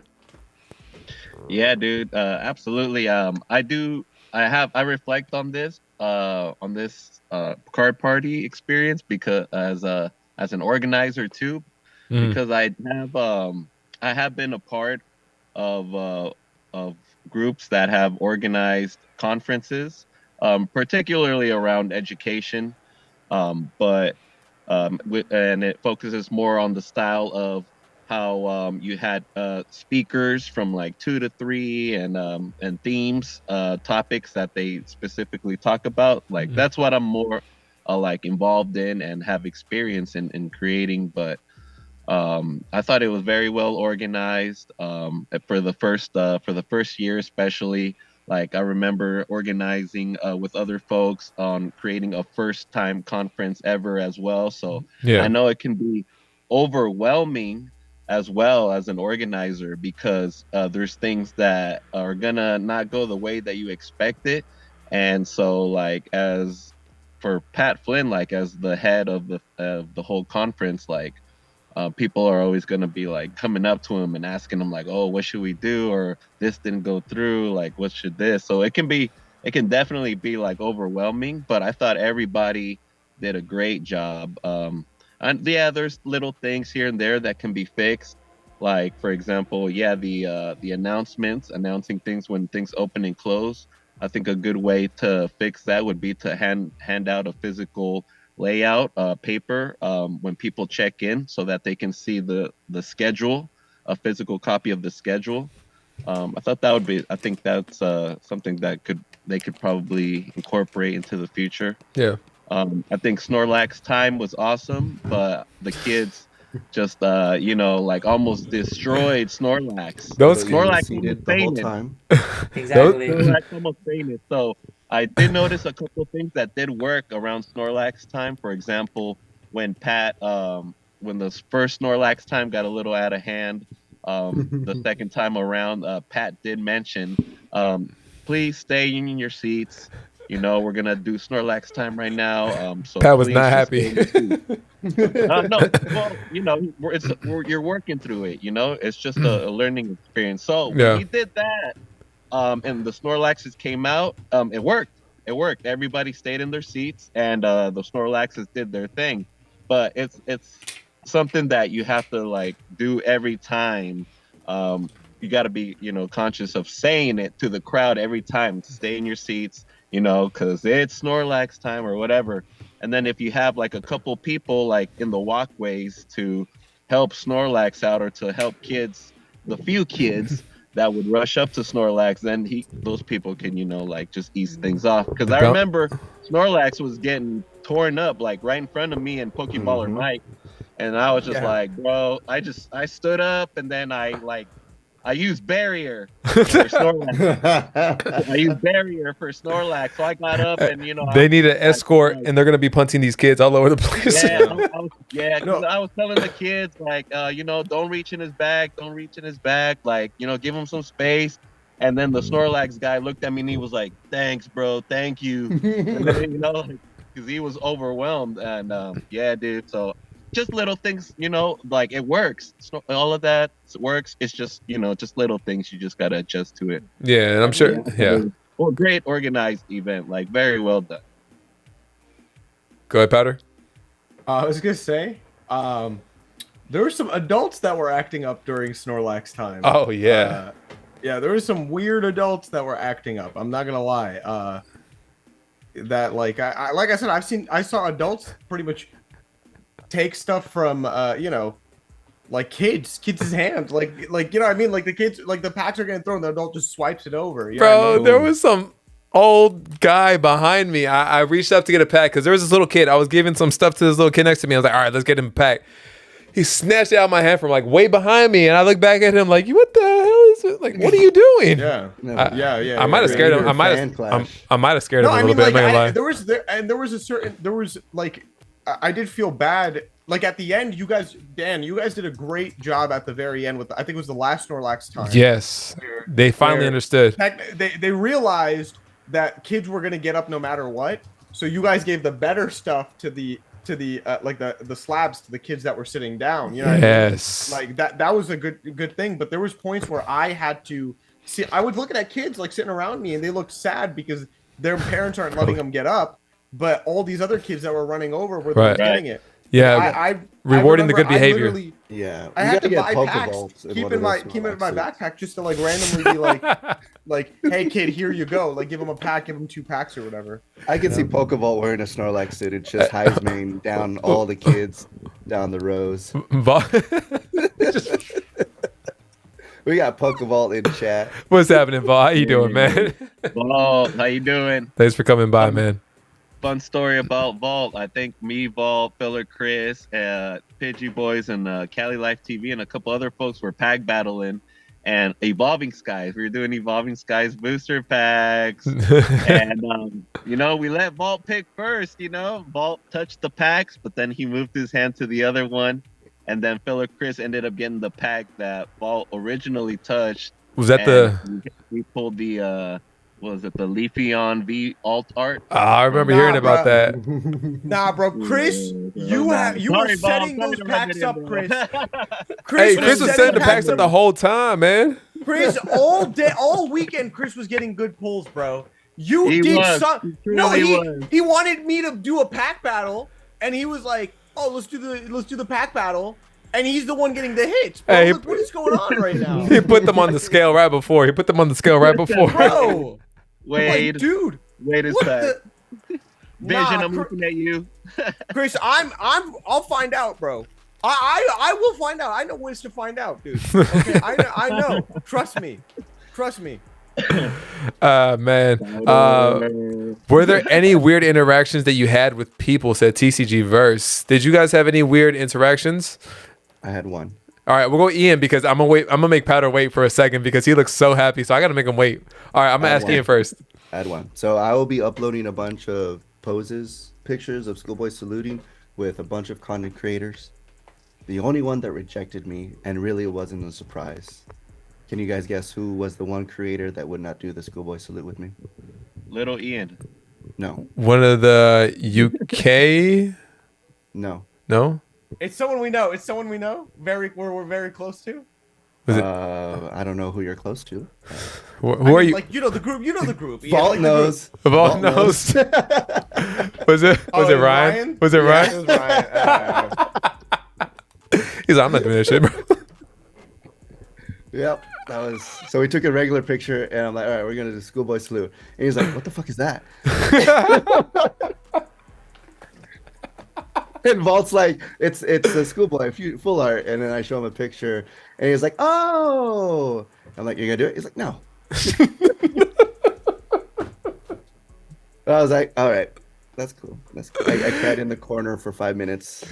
Right? Like, why are you crying? I was like, don't worry about it. Vault said Ryan wouldn't even film with me, just FYI. Burn. That's hilarious. Oh man. Powder, so let me tell, what was yours? I told you about that old man I had to tell off. Oh yes, I remember that. I don't know if you asked about whether I had an issue with creators or not. Yeah. Once again, I did have a weird situation with a creator, but that has nothing to do with this. Right. This is a random that I'm about to talk about. Yeah. So I don't care if he's listening, bro. Get your shit together, bro. Okay, honestly, genuinely. I don't know, Powder. Let him know, bro. No. There was this guy, numero uno jackass, 100%. And I said that to him. I'm like, you're being a dick, bro. Yeah. All right, you need to get out of here. So he was like, so what happened was, it was when Serge, Mike, Days. Who else was up there? We're doing a stream. Ian was up there. Yeah. You guys, that first stream, when it was 4 of you guys. They were on a stage in the vendor area where they were just picking kids to give away packs. So to give away packs, they're guys. picking kids to give away packs. 5 kids each round, right? Yeah. And this guy is standing there going like, pick an adult. We're the ones who pay for this stuff. Did he We're have the a ones who backpack? pay. I don't know. He was like a taller dude, glasses. Maybe he had a backpack. I don't know. I don't remember, but he's like, pick an adult. I'm like, and he's like looking at his kid. He's like, these guys are so stupid. They're not picking an adult. These guys are stupid. I'm the one who paid for you to be here. All these adults are the ones paying for their kids to be here. These guys aren't picking an adult. I didn't hear And that. I'm like, and no, and Pocket, you walked away at this point, right? And I got him to walk away, and Lux was there too. Lux goes to the bathroom, and I'm just like. And he's doing it. He's like, these guys are idiots, right? And I'm like, bro, can you calm down? First of all, those are like my friends up there, right? Second of all, you're making everybody here feel uncomfortable.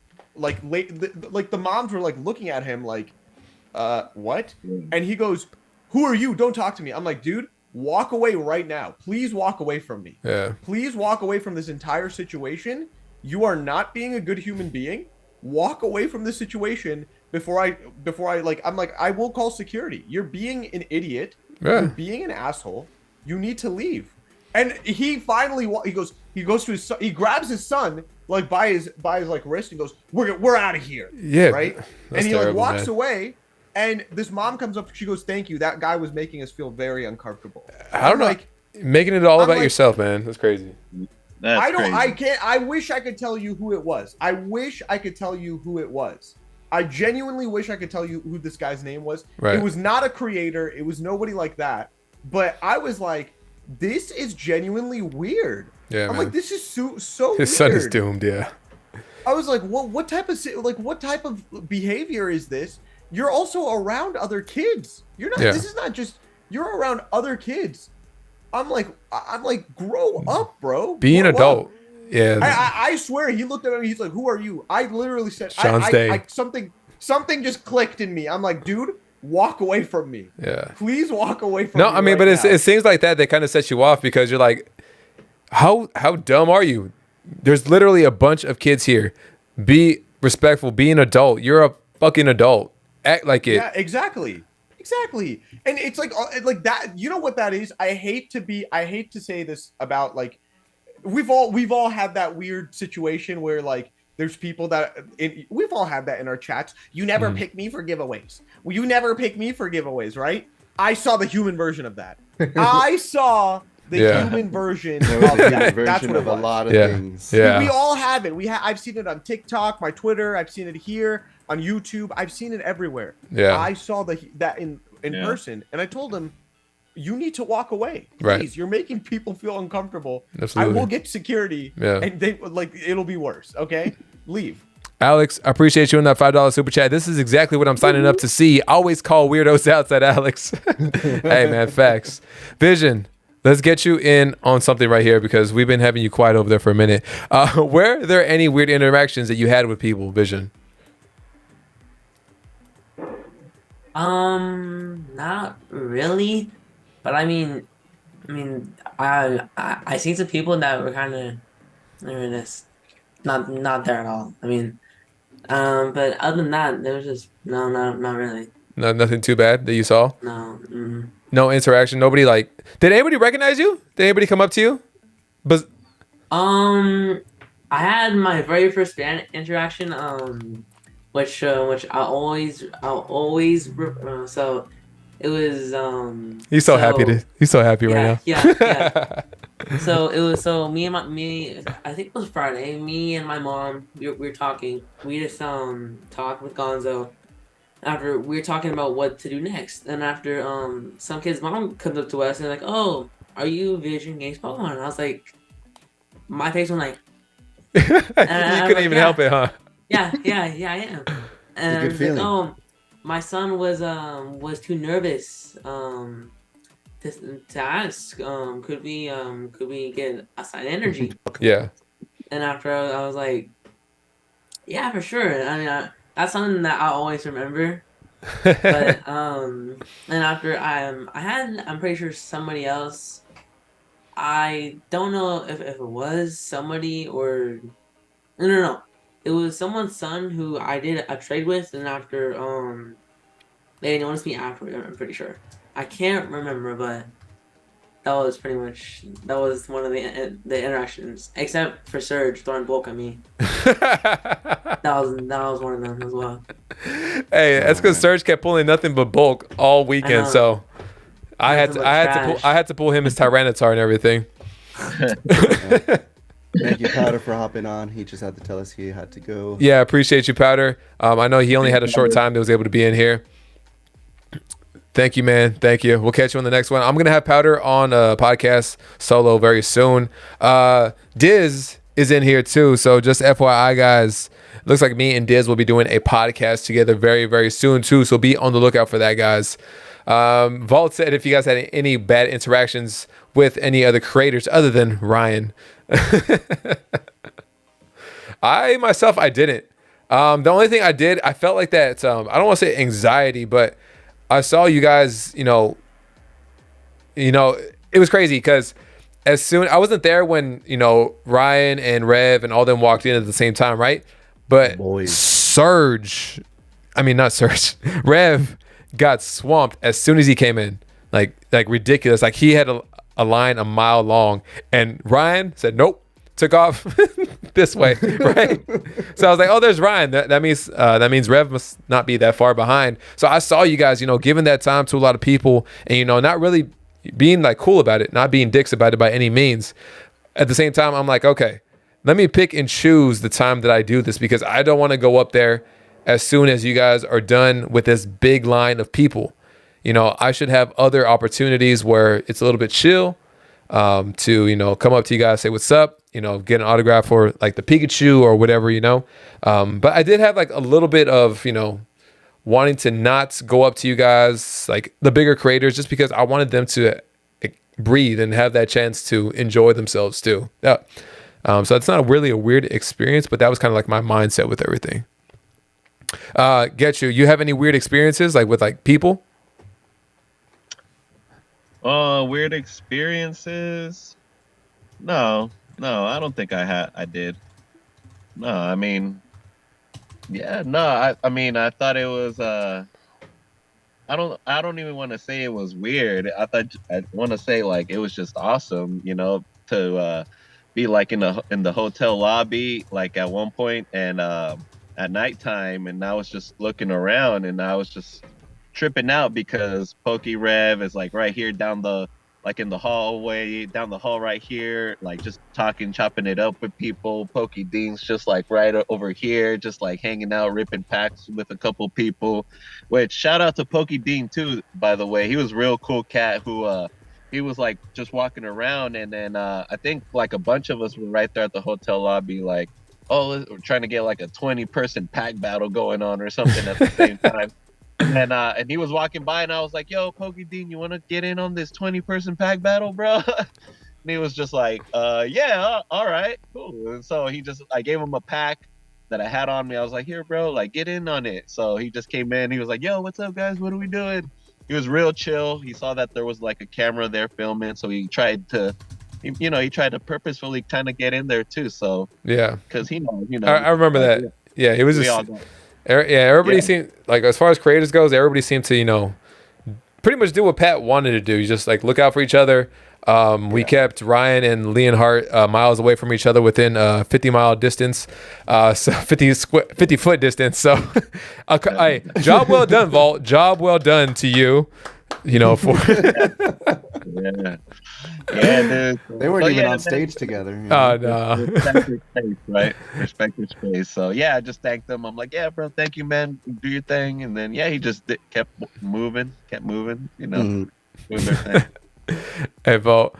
Saying later. Hey, appreciate you coming through for the time, Vault. You have a good one. We'll catch you. We'll catch you soon, man. Appreciate you. Appreciate you. Roxanne bro. said, "Who was the nicest person you met at card party?" Roxanne. That's tough. Yeah. That's tough. Anybody? Any names come off the top of your head, right quick? Get you mentioned Pokey Dean. Yeah. Dean was cool. I'll mention. Yeah. Yeah. That was good. For I want to sure. say real breaking Nate for me. Nate. Real Yeah. breaking Nate's. Nate. Nate. Yeah, Yeah. Nate, like And- man, and- even in the short that I posted up today, Yeah. like he was just really like down and with it, and like animated. So, and he's just a real good person, dude. Like he really wishes the Yeah. best for all of us, Yeah. and he tries to do it by giving us advice. Like I made a point to tell him, like, dude, like I remember some advice you gave us about like trying to watch something like joyful or a comedy or something that makes you laugh in the morning to try to start your day off right. And I've not been doing that too. I listened to a lot of Kendrick Lamar too, and he kind Bye, of Sean's Day.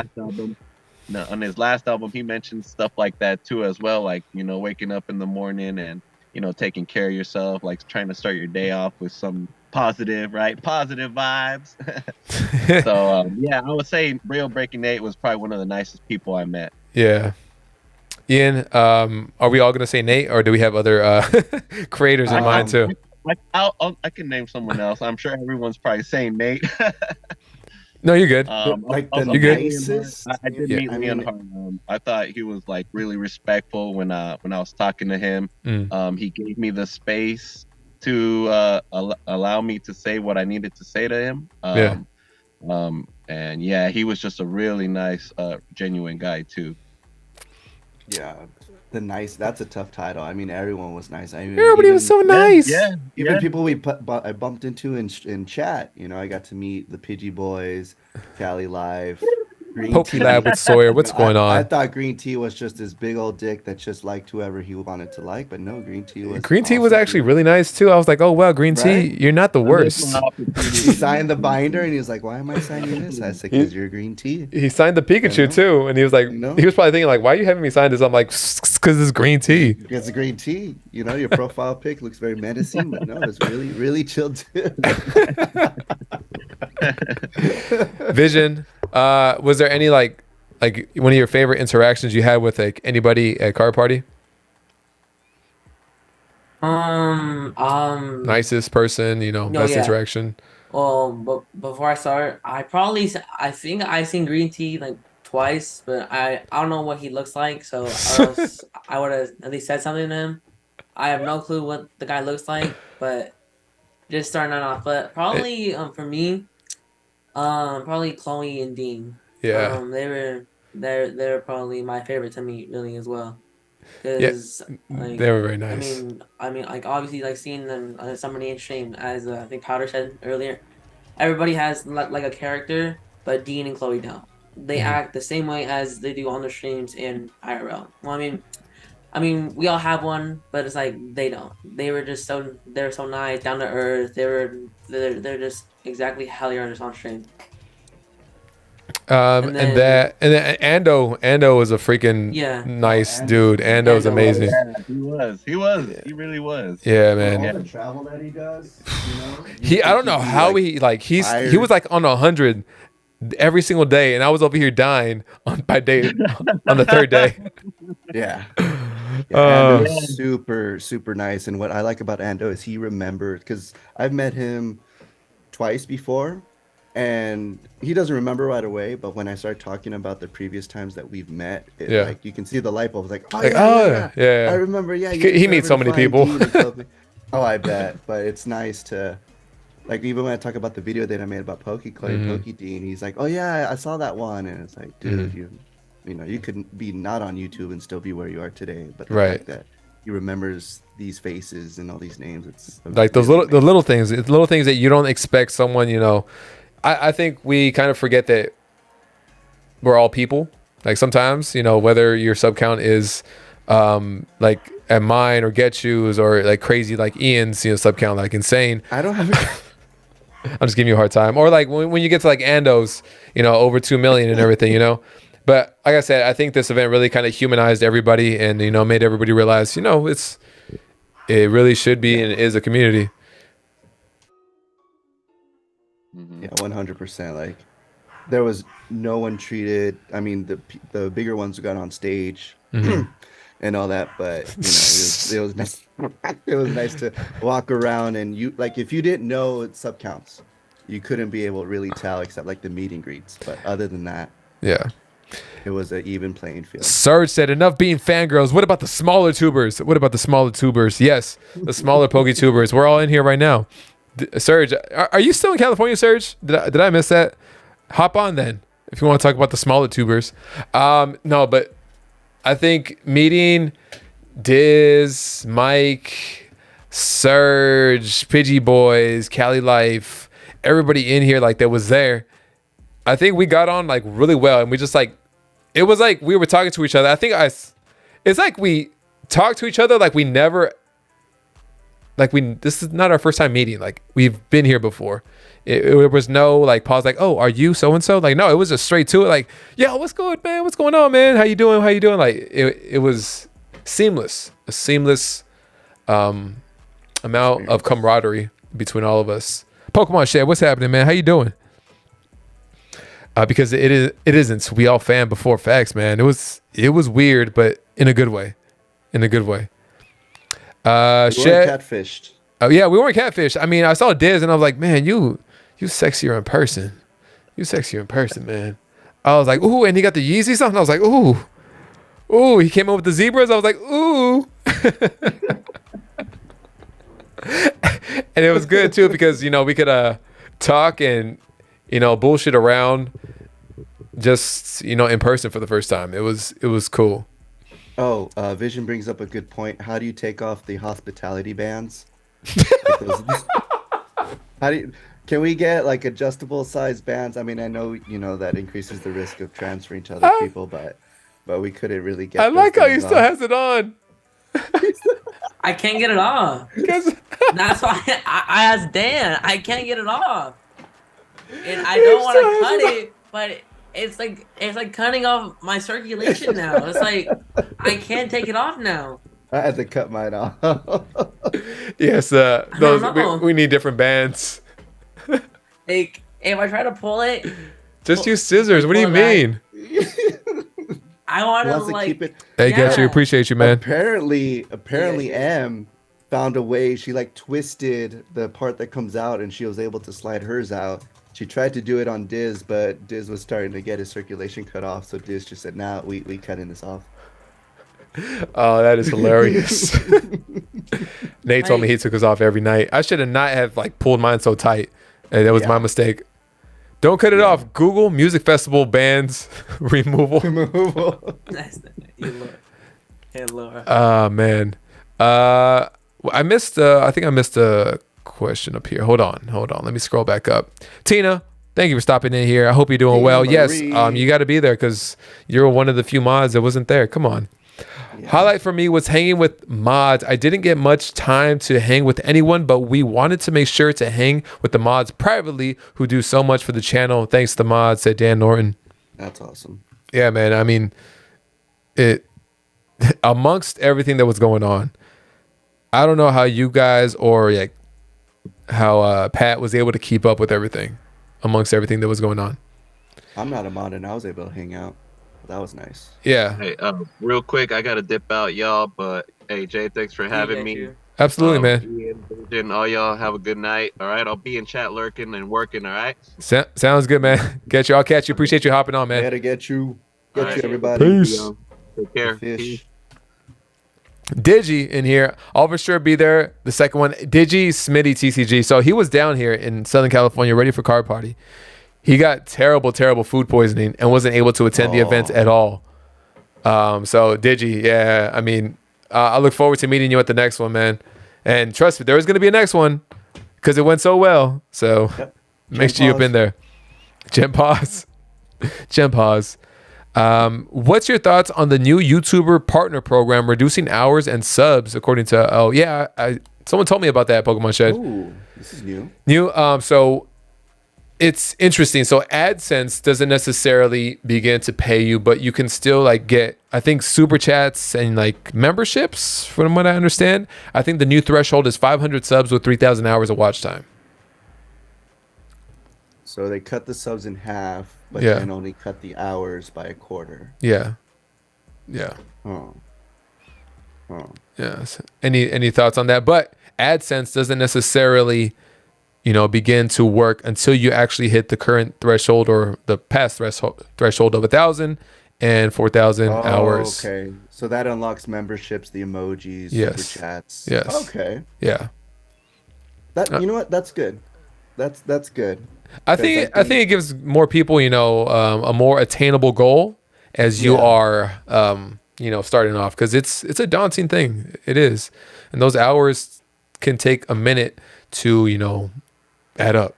The live streams are where you get those watch time hours. Yeah, unless you're Ian and you just get those watch time hours off those videos. Whew. No, my watch. So I actually tried to do it so that I wasn't in. I think a lot of people find themselves in this position where you meet the sub goal, but you're way behind on watch time, or vice versa. You reach the watch goal, but then you're behind on subs. So I was able to kind of ladder it where the live streams would give me the watch time hours, and then I would kind of back off, upload a video or the shorts to get the subs.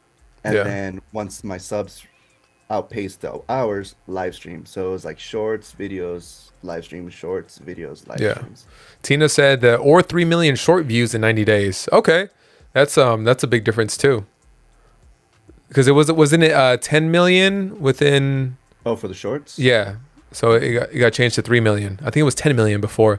Serge. Good night, everyone. Serge, appreciate you coming by, man. I need you on the damn podcast too very soon. So I'll see you in 2 weeks, Serge. What are you guys doing in 2 weeks? I will be on Serge's stream Monday the 26th. Monday the 26th. Guys, mark your calendars for Monday the 26th. A whole bunch of nonsense happening that day. Oh, lots of nonsense. It's gonna be rated M. It's gonna be age restricted. It's gonna be rated M for Ian. Don't tell me how that works, but it is. I'm scared. That's gonna be great. Adriana said, if you could pick one creator, just one to have more one-on-one time with, just to talk more and hangouts, which one would you each choose and why? Also, congrats, you all had fun. Much love, fam. I'll start with you, Vision, on this one. Who would you pick? Rated M streams Monday, June 26th. Be there or be square. It's like Monday Night Raw. This Monday on Poke Funny Surge. you say Raw. Hey, Serge, appreciate you, man, coming through, man. It was good to finally meet you. I'm glad I was able to buy you a drink. Had to wine and dine and all that stuff with Serge. I'll catch you later, man. Vision. Any creator in particular you wish you could like have a little bit more one-on-one time? Either Gonzo or just Joshin. Hey. Like, when I met him, like I felt like I knew him for like 5 years. Like when I met Gonzo, we just talked. I mean, and the same with Joshin too. Yeah. When I seen him on Friday straight night, like we just like talk. We just talked like we were just like we known each other for 5 years or something. Mm-hmm. And after it was just like, it wasn't like awkward. It wasn't like, oh, why do I have to talk to this guy? This and that. Now he was in Powder. Powder. That's what okay, Powder two. But for the 3 minutes that I talked to Powder kind of for the whole time, and then seeing Powder open that base set 2-pack, probably, but okay, just to make it better, Powder, Josh, and Gonzo. You don't have to lie. You don't have to put Powder in there like that, man. Yeah, buckled. Don't give in to the peer pressure, man. He's at the gym right now. He's busy. He won't hear you. and then Pidgey too, saying hey, it's okay, Vision. I didn't. Okay.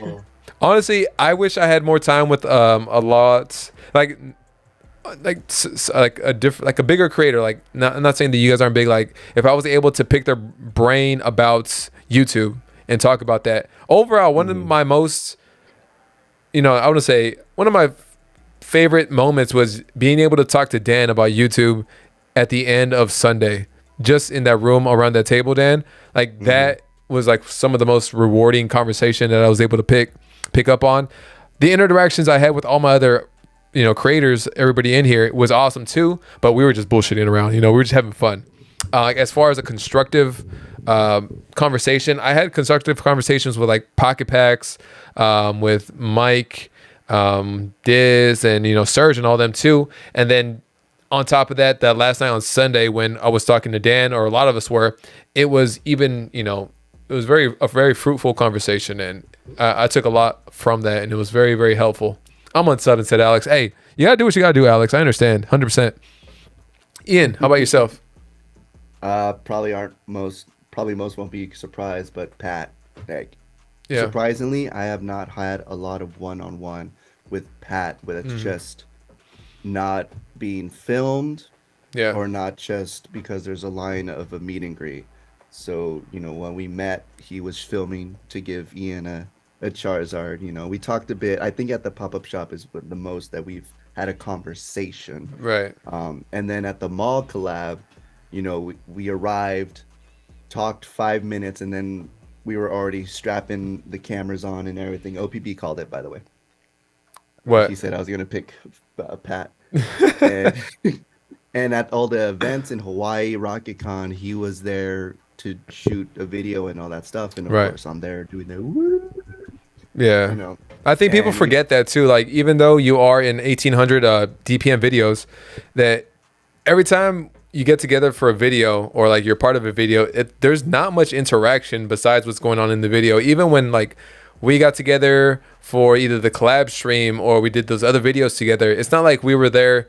It was mostly revolving around the content that we're going to be doing, because there's either a time crunch or something. We gotta move, go quick, and be part of the video, not necessarily have time to talk about your content or what's working for you on YouTube or what's not working for you on YouTube. So that is like one of the big things right there. That's it could be difficult. I've never seen Ian in Pat's videos. I indicate what you guys are talking about. Serge, Ian has them timestamped on every single video he puts up. Check me out on this DPM video at 1 hour and 26 minutes. Got a playlist. Hey, Crispy TCG coming through. Hey, Chris, another creator we were able to chop it up with a lot over there at Card Party, man. It was great to meet you. Thank you so much for coming in here. Crispy, coming by. Make sure we go show love to Crispy when we see him in chat. Drop his link as well. Thank you for coming by, man. Chris, sheesh, is Serge in here lurking because he just can't get enough of Ian. Byraid said, old guy, Pokemoner. What's going on? Welcome in. Sven in here as well. What's going on, Sven? Dan Norton in here said, woo to Ian. Mimikyu Squad, said Pidgey Boys. Let's go, squad. What's up, said Crispy. What's going on, man? How you doing? Mimikyu Squad in here said, hey, sir. Sheesh, what's going on? How you guys doing? Welcome in, welcome in. Hope your stream went well, Chris. Thanks for coming by today. Welcome, Raiders, coming in. Make sure we drop Chris's link one time for me. Was able to talk to him a lot too during a card party. Awesome dude right there, man. All right, FOMO. Can we, I know we have a lot to talk about card party. Vision, is there any like overall thoughts that you have on how your experience went before we can end it off? Because we're going to transition into Scarlet and Violet a little bit before we end it off today. Okay. I mean, overall, I wouldn't change anything with card party. I had an amazing time. I wouldn't change anything. I wouldn't redo anything. I mean, there's nothing to really complain about. I mean, everything went as I kind of expected as well. I mean, I had a lot of fun. So, I mean, none to change or want to change. Got you. Ian? Final thoughts about card party. It exceeded expectations. I got a lot out of it.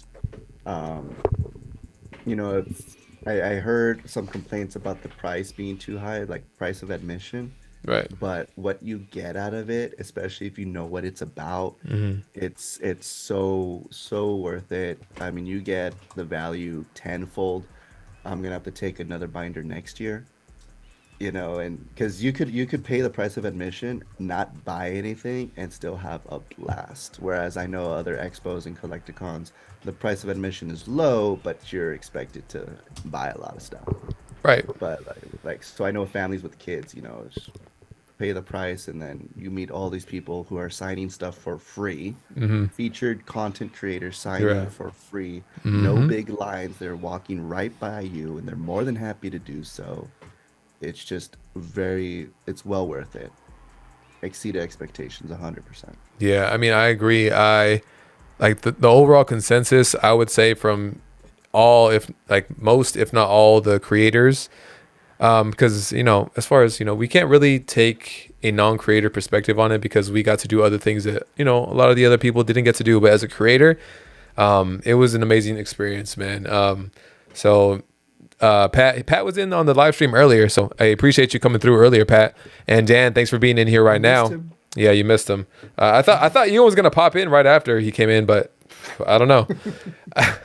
And yeah, as far as like the price point, I think what people also have to understand is this is one. I know Pat himself is like an organization, but he is also still just one person.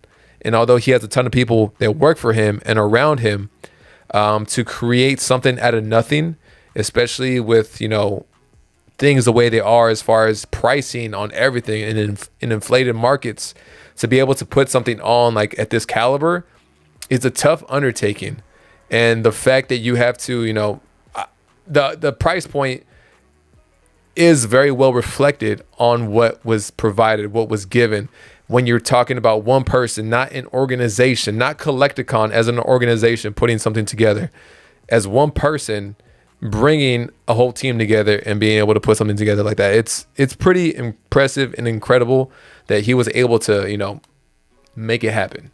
Don't forget, how often do you get the opportunity to break a world or make a world record? Exactly. At an event like that. And I am now a record holder, guys, and I signed the Guinness record, but nobody know. I'm just kidding. I didn't sign it. You said you did? I was like, I didn't sign it. Dan crushed all the videos. Definitely helped build the hype. Don't know if I ever said that. Green Tea, we touched on that earlier. I'm like, Dan, I don't know how he did it, but he really put that together. Like every single day, Dan put on new videos, and it was crazy. It was crazy. Yeah. Awesome job, Dan, man. Zach and Jay. Yes. Zach is another editor of DPM, along with Jay, and I'm sure there's many more behind the camera. Dan's obviously the one that's the kind of like DPM's right-hand man, I would say. But yeah, that's just awesome production through and through. Yeah. Mimikyu Squad, appreciate you subbing to the channel too, man. It was good to meet you at the event. Speaking of which, do I have something here?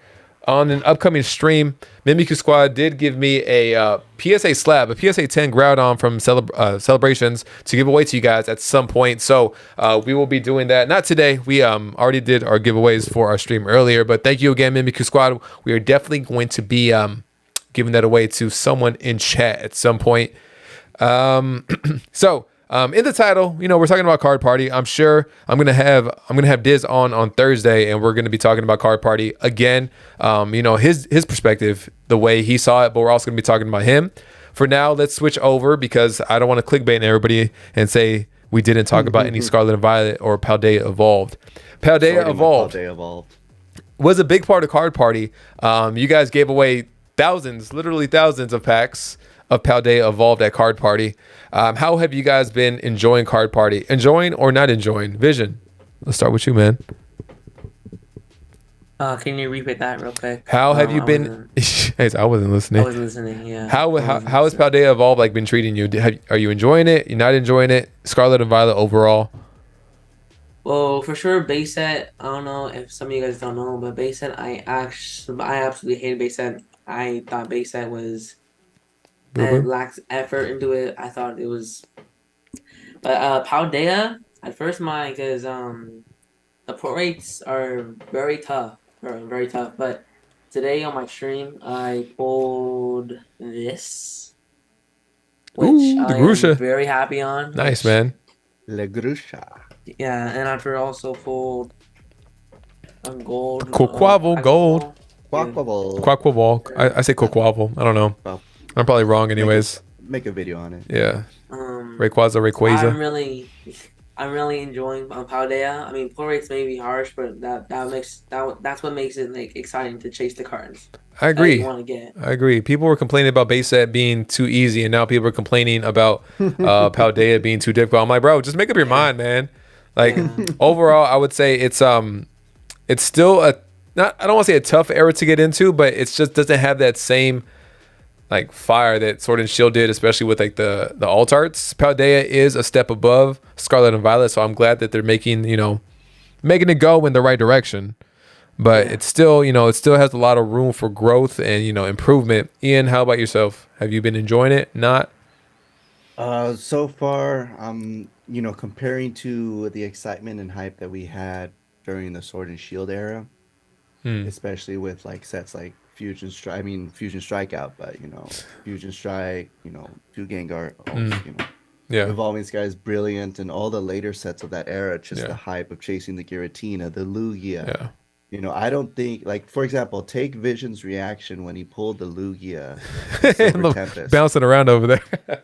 I don't think there's a card in Scarlet Violet or Paldea that could yield that same reaction. No. And it's not necessarily because of the new Pokemon, it's just even the cards themselves. Now, don't get me wrong, there's a lot of art rares in Paldea that are beautiful. I think take the sets, in terms of value, not so strong as Sword and Shield, but in terms of the artwork, I think a lot of the art rares, which we've come to know as the trainer galleries, Galarian galleries, they've really bumped it up in the Scarlet and Violet era, as really paying attention, putting more effort into those full art, taking advantage of every centimeter of the card, aside from the borders, and really showcasing what these artists can do outside of the little square card, the square of a normal card. I mean, for me, I think I've had a lot of fun opening it with my son in particular, because there's a lot of pools in there and he gets excited. So that makes me excited. I myself, when I'm opening it, if I'm opening it for myself or by myself, I don't feel that, crazy excitement. When I'm opening up Evo Skies, I'm over here, fiending for a Rayquaza or something, I still don't have it yet.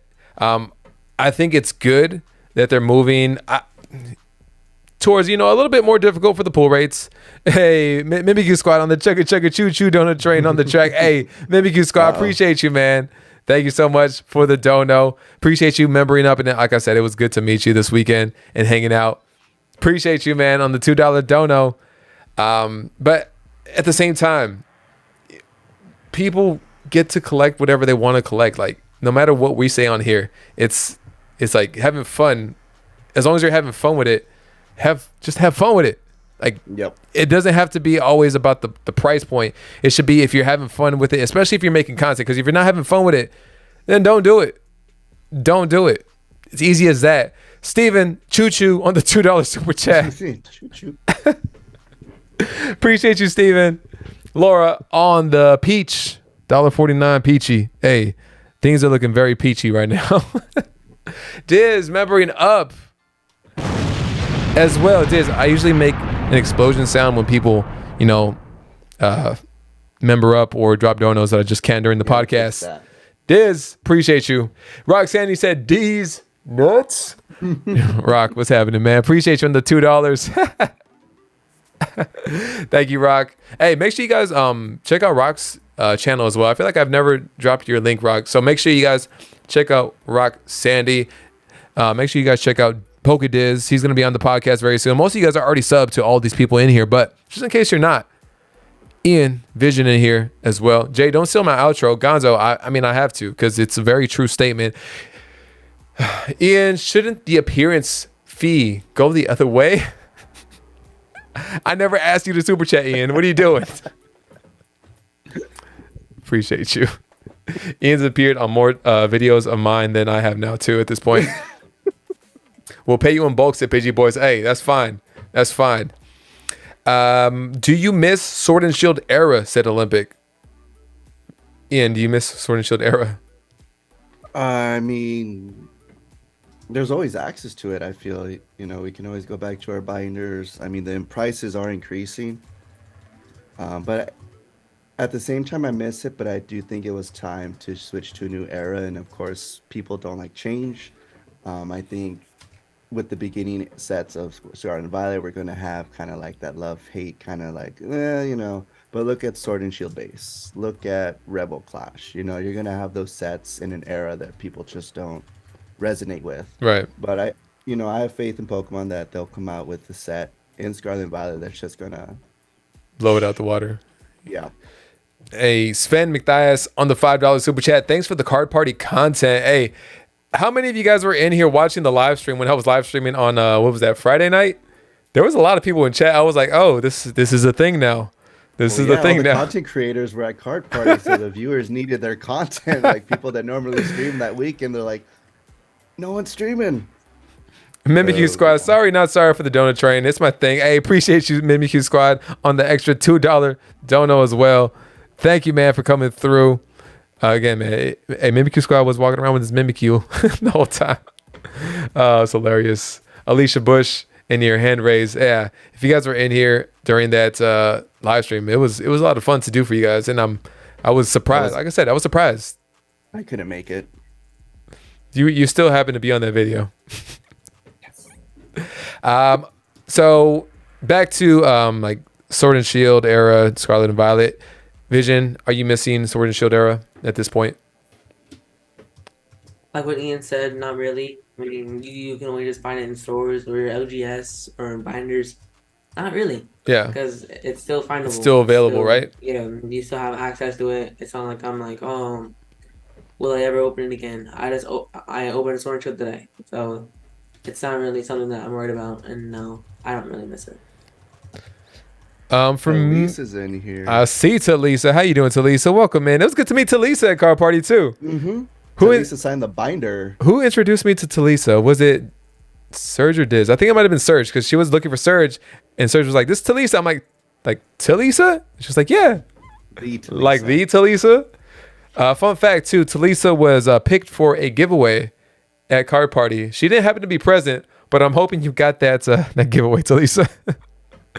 Yeah, for me, I mean, I still like Sword and Shield a lot, but I think it's smart that Pokemon is just ripping off the Band-Aid all at once and changing it up, There's a significant change within the anime. There should be a significant change within the TCG, and there is going to be a lot of pushback at first, whether it be for the silver borders, whether it be for, getting rid of the set markers, the pull rates. They're trying to figure it out again, trying different things, but you don't innovate. You don't make it better unless you go through a couple hardships as far as the product goes. So, I mean, I'm still here for it. I think they're moving in the right direction with Paldea, and I think Green Sea stated earlier he was looking forward to Pokemon 151. I think a lot of us are. And to see how that pans out. I am a little confused. Actually, no, I'm not confused. No, I am, because Obsidian Flame, it seems like the version of Obsidian Flame is coming out in English before it's coming out in Japanese. Am I wrong? Have you guys noticed that? Because it doesn't go from 151 in Japanese to 151 English. Obsidian Flame isn't 151 because in English version, we have 151 coming out later on in September. So I'm confused that they're releasing the English version of something before the Japanese version. Interesting. I don't know if you guys realize that. Yeah, Chris saying that as well. 151 Raging Surf, Ruler of Black Flame. Yeah, Ruler of Black Flame is supposed to be. Then we get Obsidian. That's such a dope name. Ruler of Black Flame. Yeah, it is pretty badass. I'm not gonna lie. 151 will be better than any of the other current Sword and Scarlet and Violet sets for me. I agree. All right, favorite of the 3 starters of the 151 that just dropped. You guys seen the Venusaur? You guys saw the Blastoise? You guys saw the Charizard? What's your favorite one? Did you guys not see it? Charizard instinctually, but let me look at these. Vision, did you see him? Yeah, I did. Mine's probably Venusaur, then Blastoise, and Squirtle. Okay, mine's... Wait, no. Charizard, wait. Venusaur, Blastoise, Charizard. Yeah, the Charizard one is the weakest one for me too. Yeah. But the Blastoise one is the best one for me. What is it doing in the water? Is it like it looks like he's just like freaking like posed, like he's about to... Yeah. He's looking like a freaking Ninja Turtle down there. That's what he's doing. It's just one hand away from doing the schoolboy salute.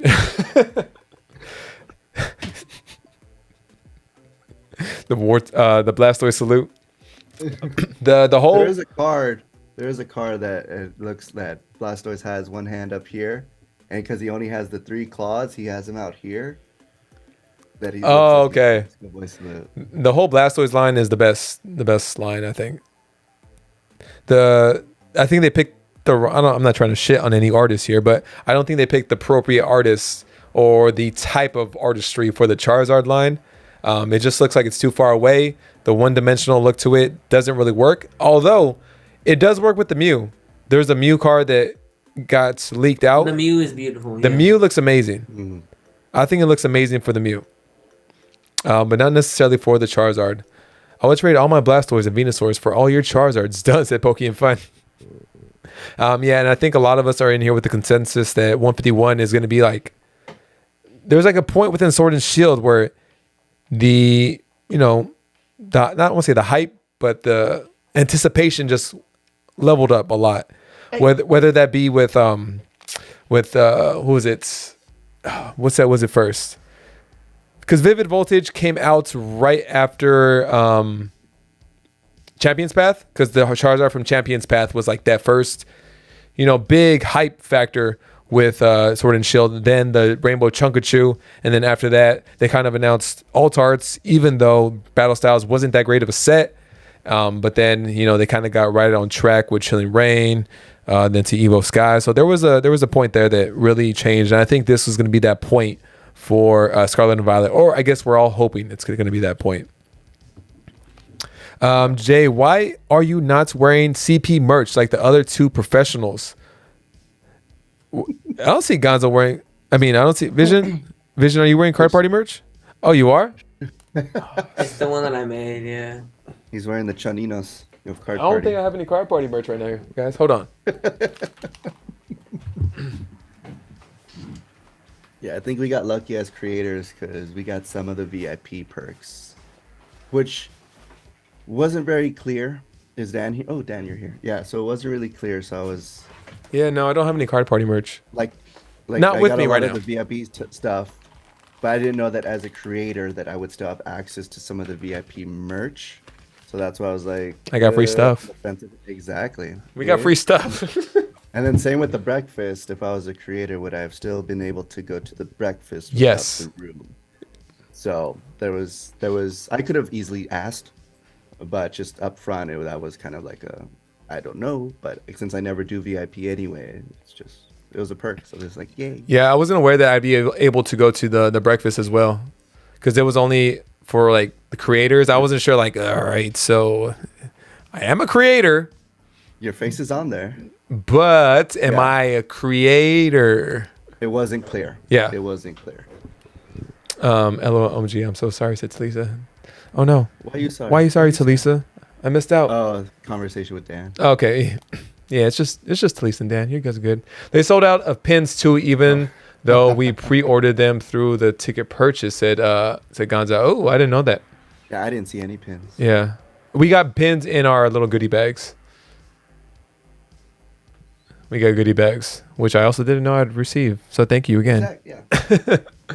Goodie bags. I didn't get any of Full Metal's pads that he made. I didn't get any of those. I should have bought one. I wanted to buy one of them. I forgot to.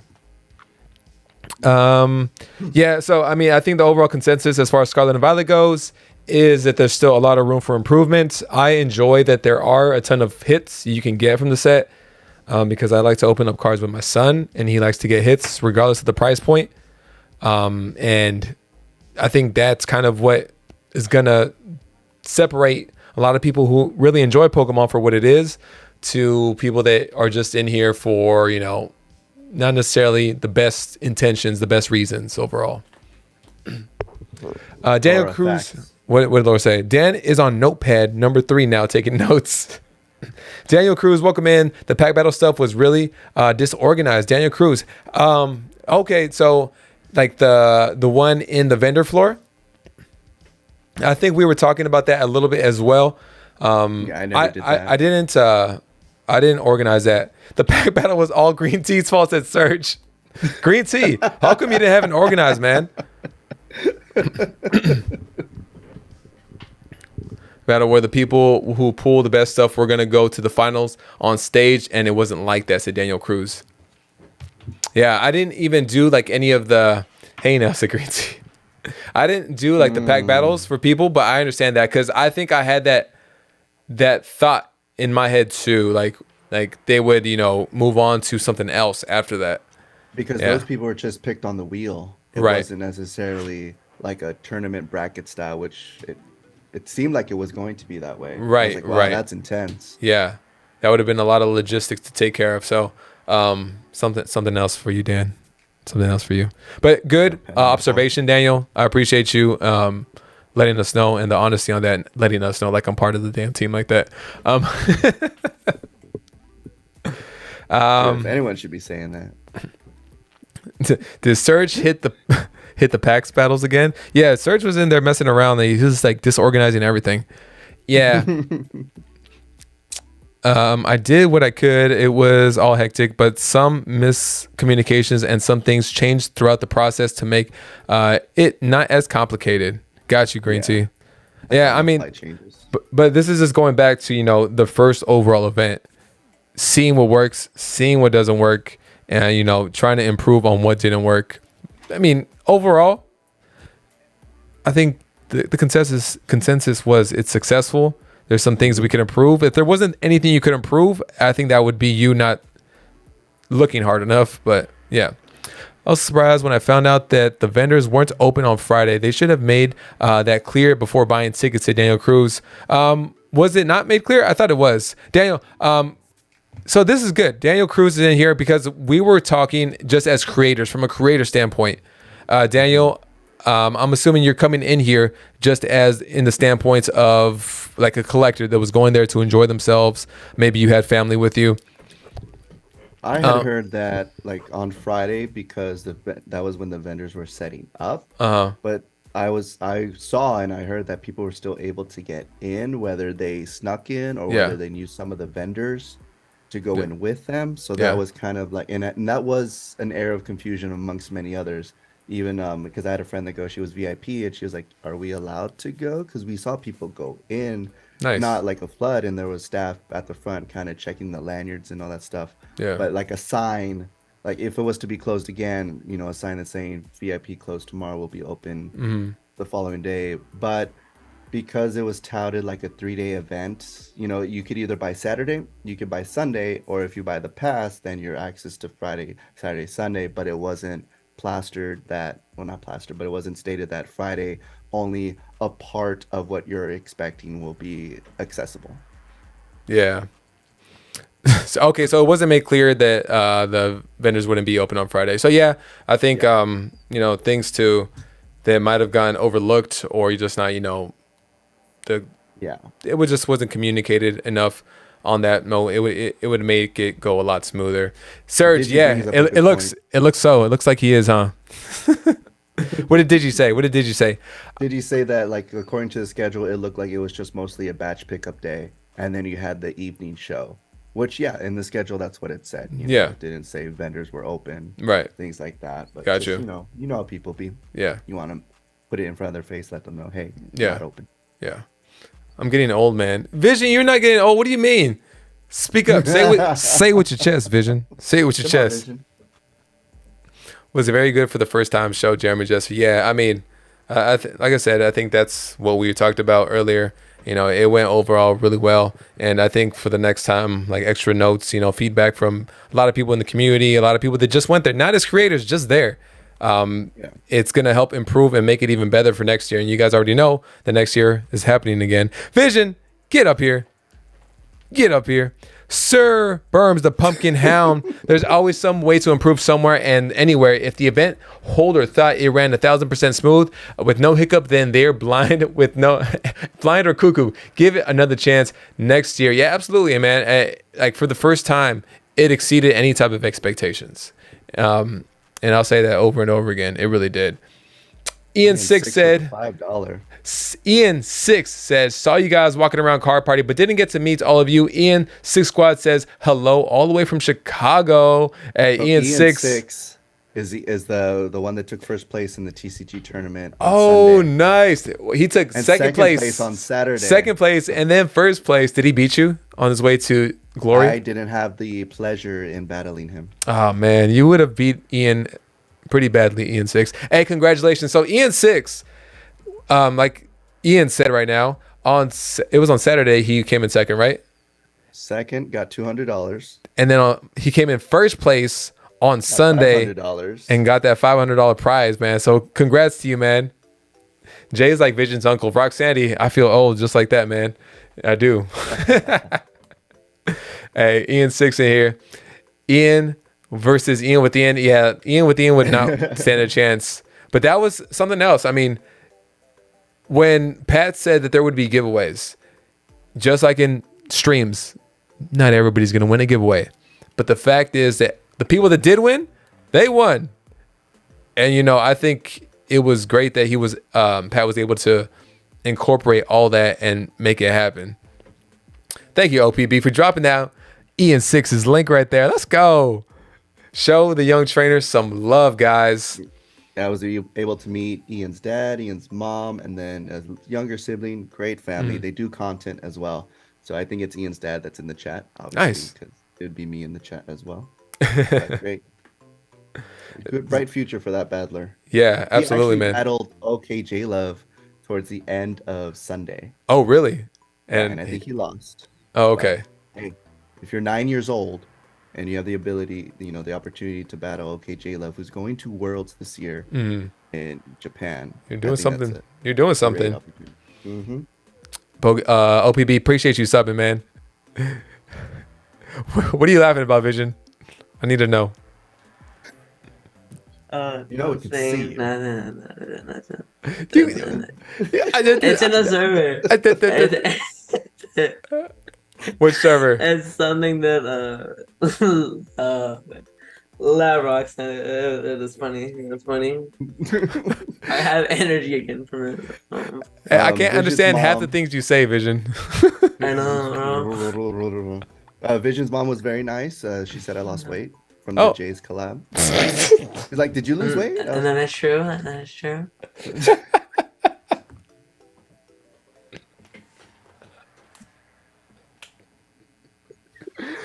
Good job, Ian. Thank you. Let's all clap it up for Ian.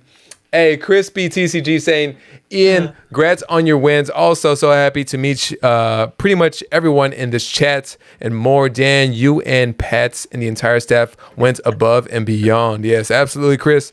Hey, I appreciate you on the $5 super chat, man. Thank you so much. Shout out to my man, Crispy TCG. Make sure you go check him out too.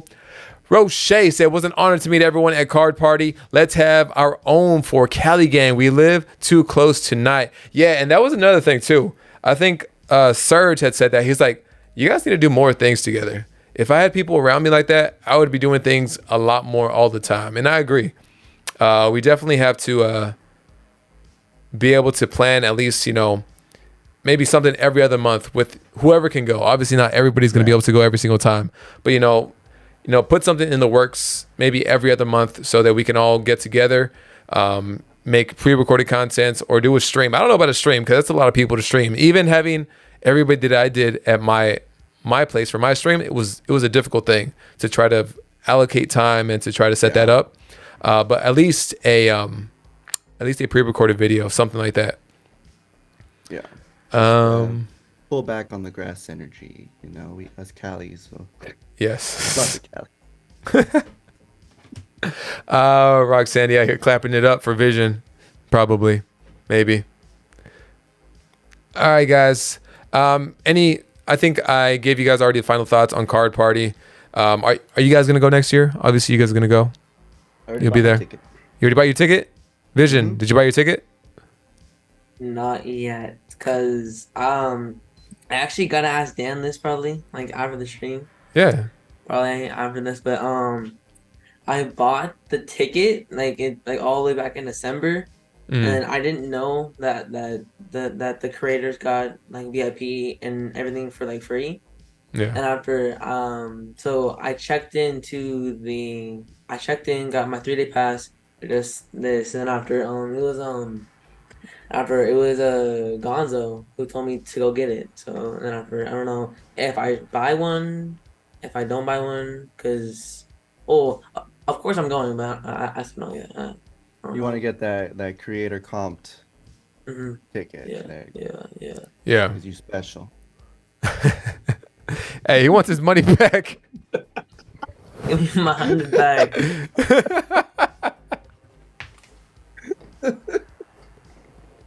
He was like, hey, we love you, Vision. On the website. We just love you, Vision. He wants that discount. Hit me up whenever, said Dan. That's awesome. Dan out here got that good PR. Guys, I appreciate everybody being in here, listening to a little bit about Card Party. This coming Thursday, Pat told me I'm not going. I'm in trouble. I'm a troublemaker. He said, Serge, we need that, though.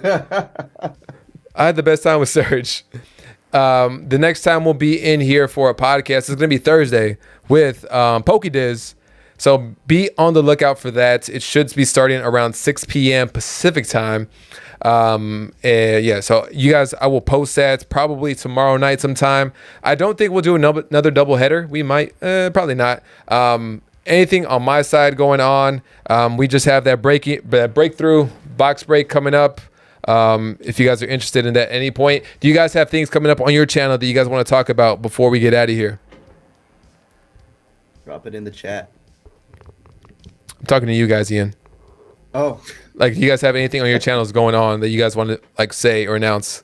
On my channel, I'll be hitting the Card Party stuff videos pretty well, except expect a review and a binder challenge video.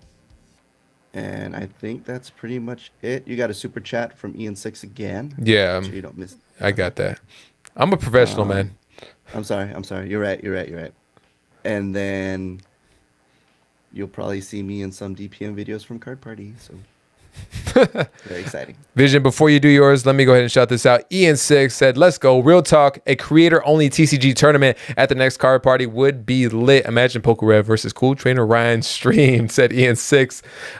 It might get explicit with Ryan on there, but it'd be a lot of fun. It would be a lot of fun, man. Again, Ian6, appreciate you on the $5 dono. Congrats to you, the fam. I'm sure, like you said, it's probably his dad in here right now. So thank you so much for coming over here and supporting the channel. Congrats to your son on having an awesome weekend. I can imagine he must have been over the moon on it. Yeah. Vision, anything coming up on your channel that we want to look out for? Probably just a Card Party video as well, like Ian. But I posted mine today, my Card Party one. about the Pack Battle one. Yes. Jay. If you go see it, not Ian, because I didn't see Ian. Let's go. Let's go. Like twice. He wasn't recording when I bumped into him like 4, 5, 6, 7 times. I think every time I saw Ian the first day, I ran up to him. I'm like, oh my God, are you Ian with Ian? With my camera in his face. I was like, what? I heard. Wave your fans. I heard that so much. It was very endearing. Are you Ian with Ian? Are you Ian? And there'd be some kids who would like be interacting with me, and then I give them my custom sleeve, and then they look at him like, oh, you're Ian with Ian. We saw you in the Deep Pocket Monster. I'm like, yeah. And you'd be like, I actually toned down the schoolboy salute. I didn't do that with everyone. I was like, nice. That was mostly me, said Diz. Hey, Diz, Vision, like you said, you just dropped your video. You did a live stream today as well. So you guys make sure you check out Vision Games Pokemon, Ian with Ian. Powder TCG was on our channel earlier. I know he was dropping some shorts throughout Card Party. I think he dropped some today as well. Getchu was in here as well. He's been dropping shorts periodically from Card Party with different pack battles from different creators. So make sure you check out Getchu. Make sure you check out Powder TCG, Ian with Ian, Vision Games Pokemon.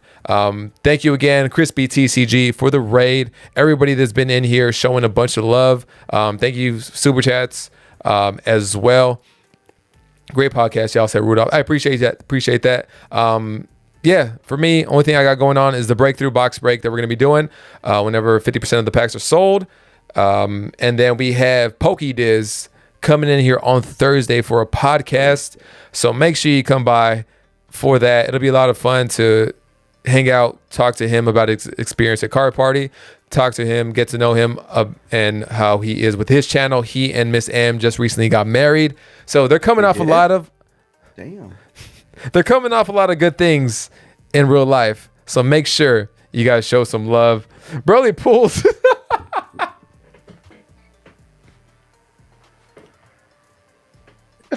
What is duck suit? Oh. He's going with the duck suit. Broly. We can't even hear him. We can't even hear him. Guys, check out Broly Pools as well. All right, guys. He's going to be mad that I'm ending this off right now. Shout out to my man Broly Pools. Brent Groover just up to the channel. Thank you so much, Brent. You guys, make sure you check out the replay of this. Until next time, you guys, my name is Joey. This is Ian with Ian. That is Vision Games Pokemon. Now we got a late entry. Broly Pools right underneath me. Thank you all so much. We'll catch you on the next one. Peace out, guys.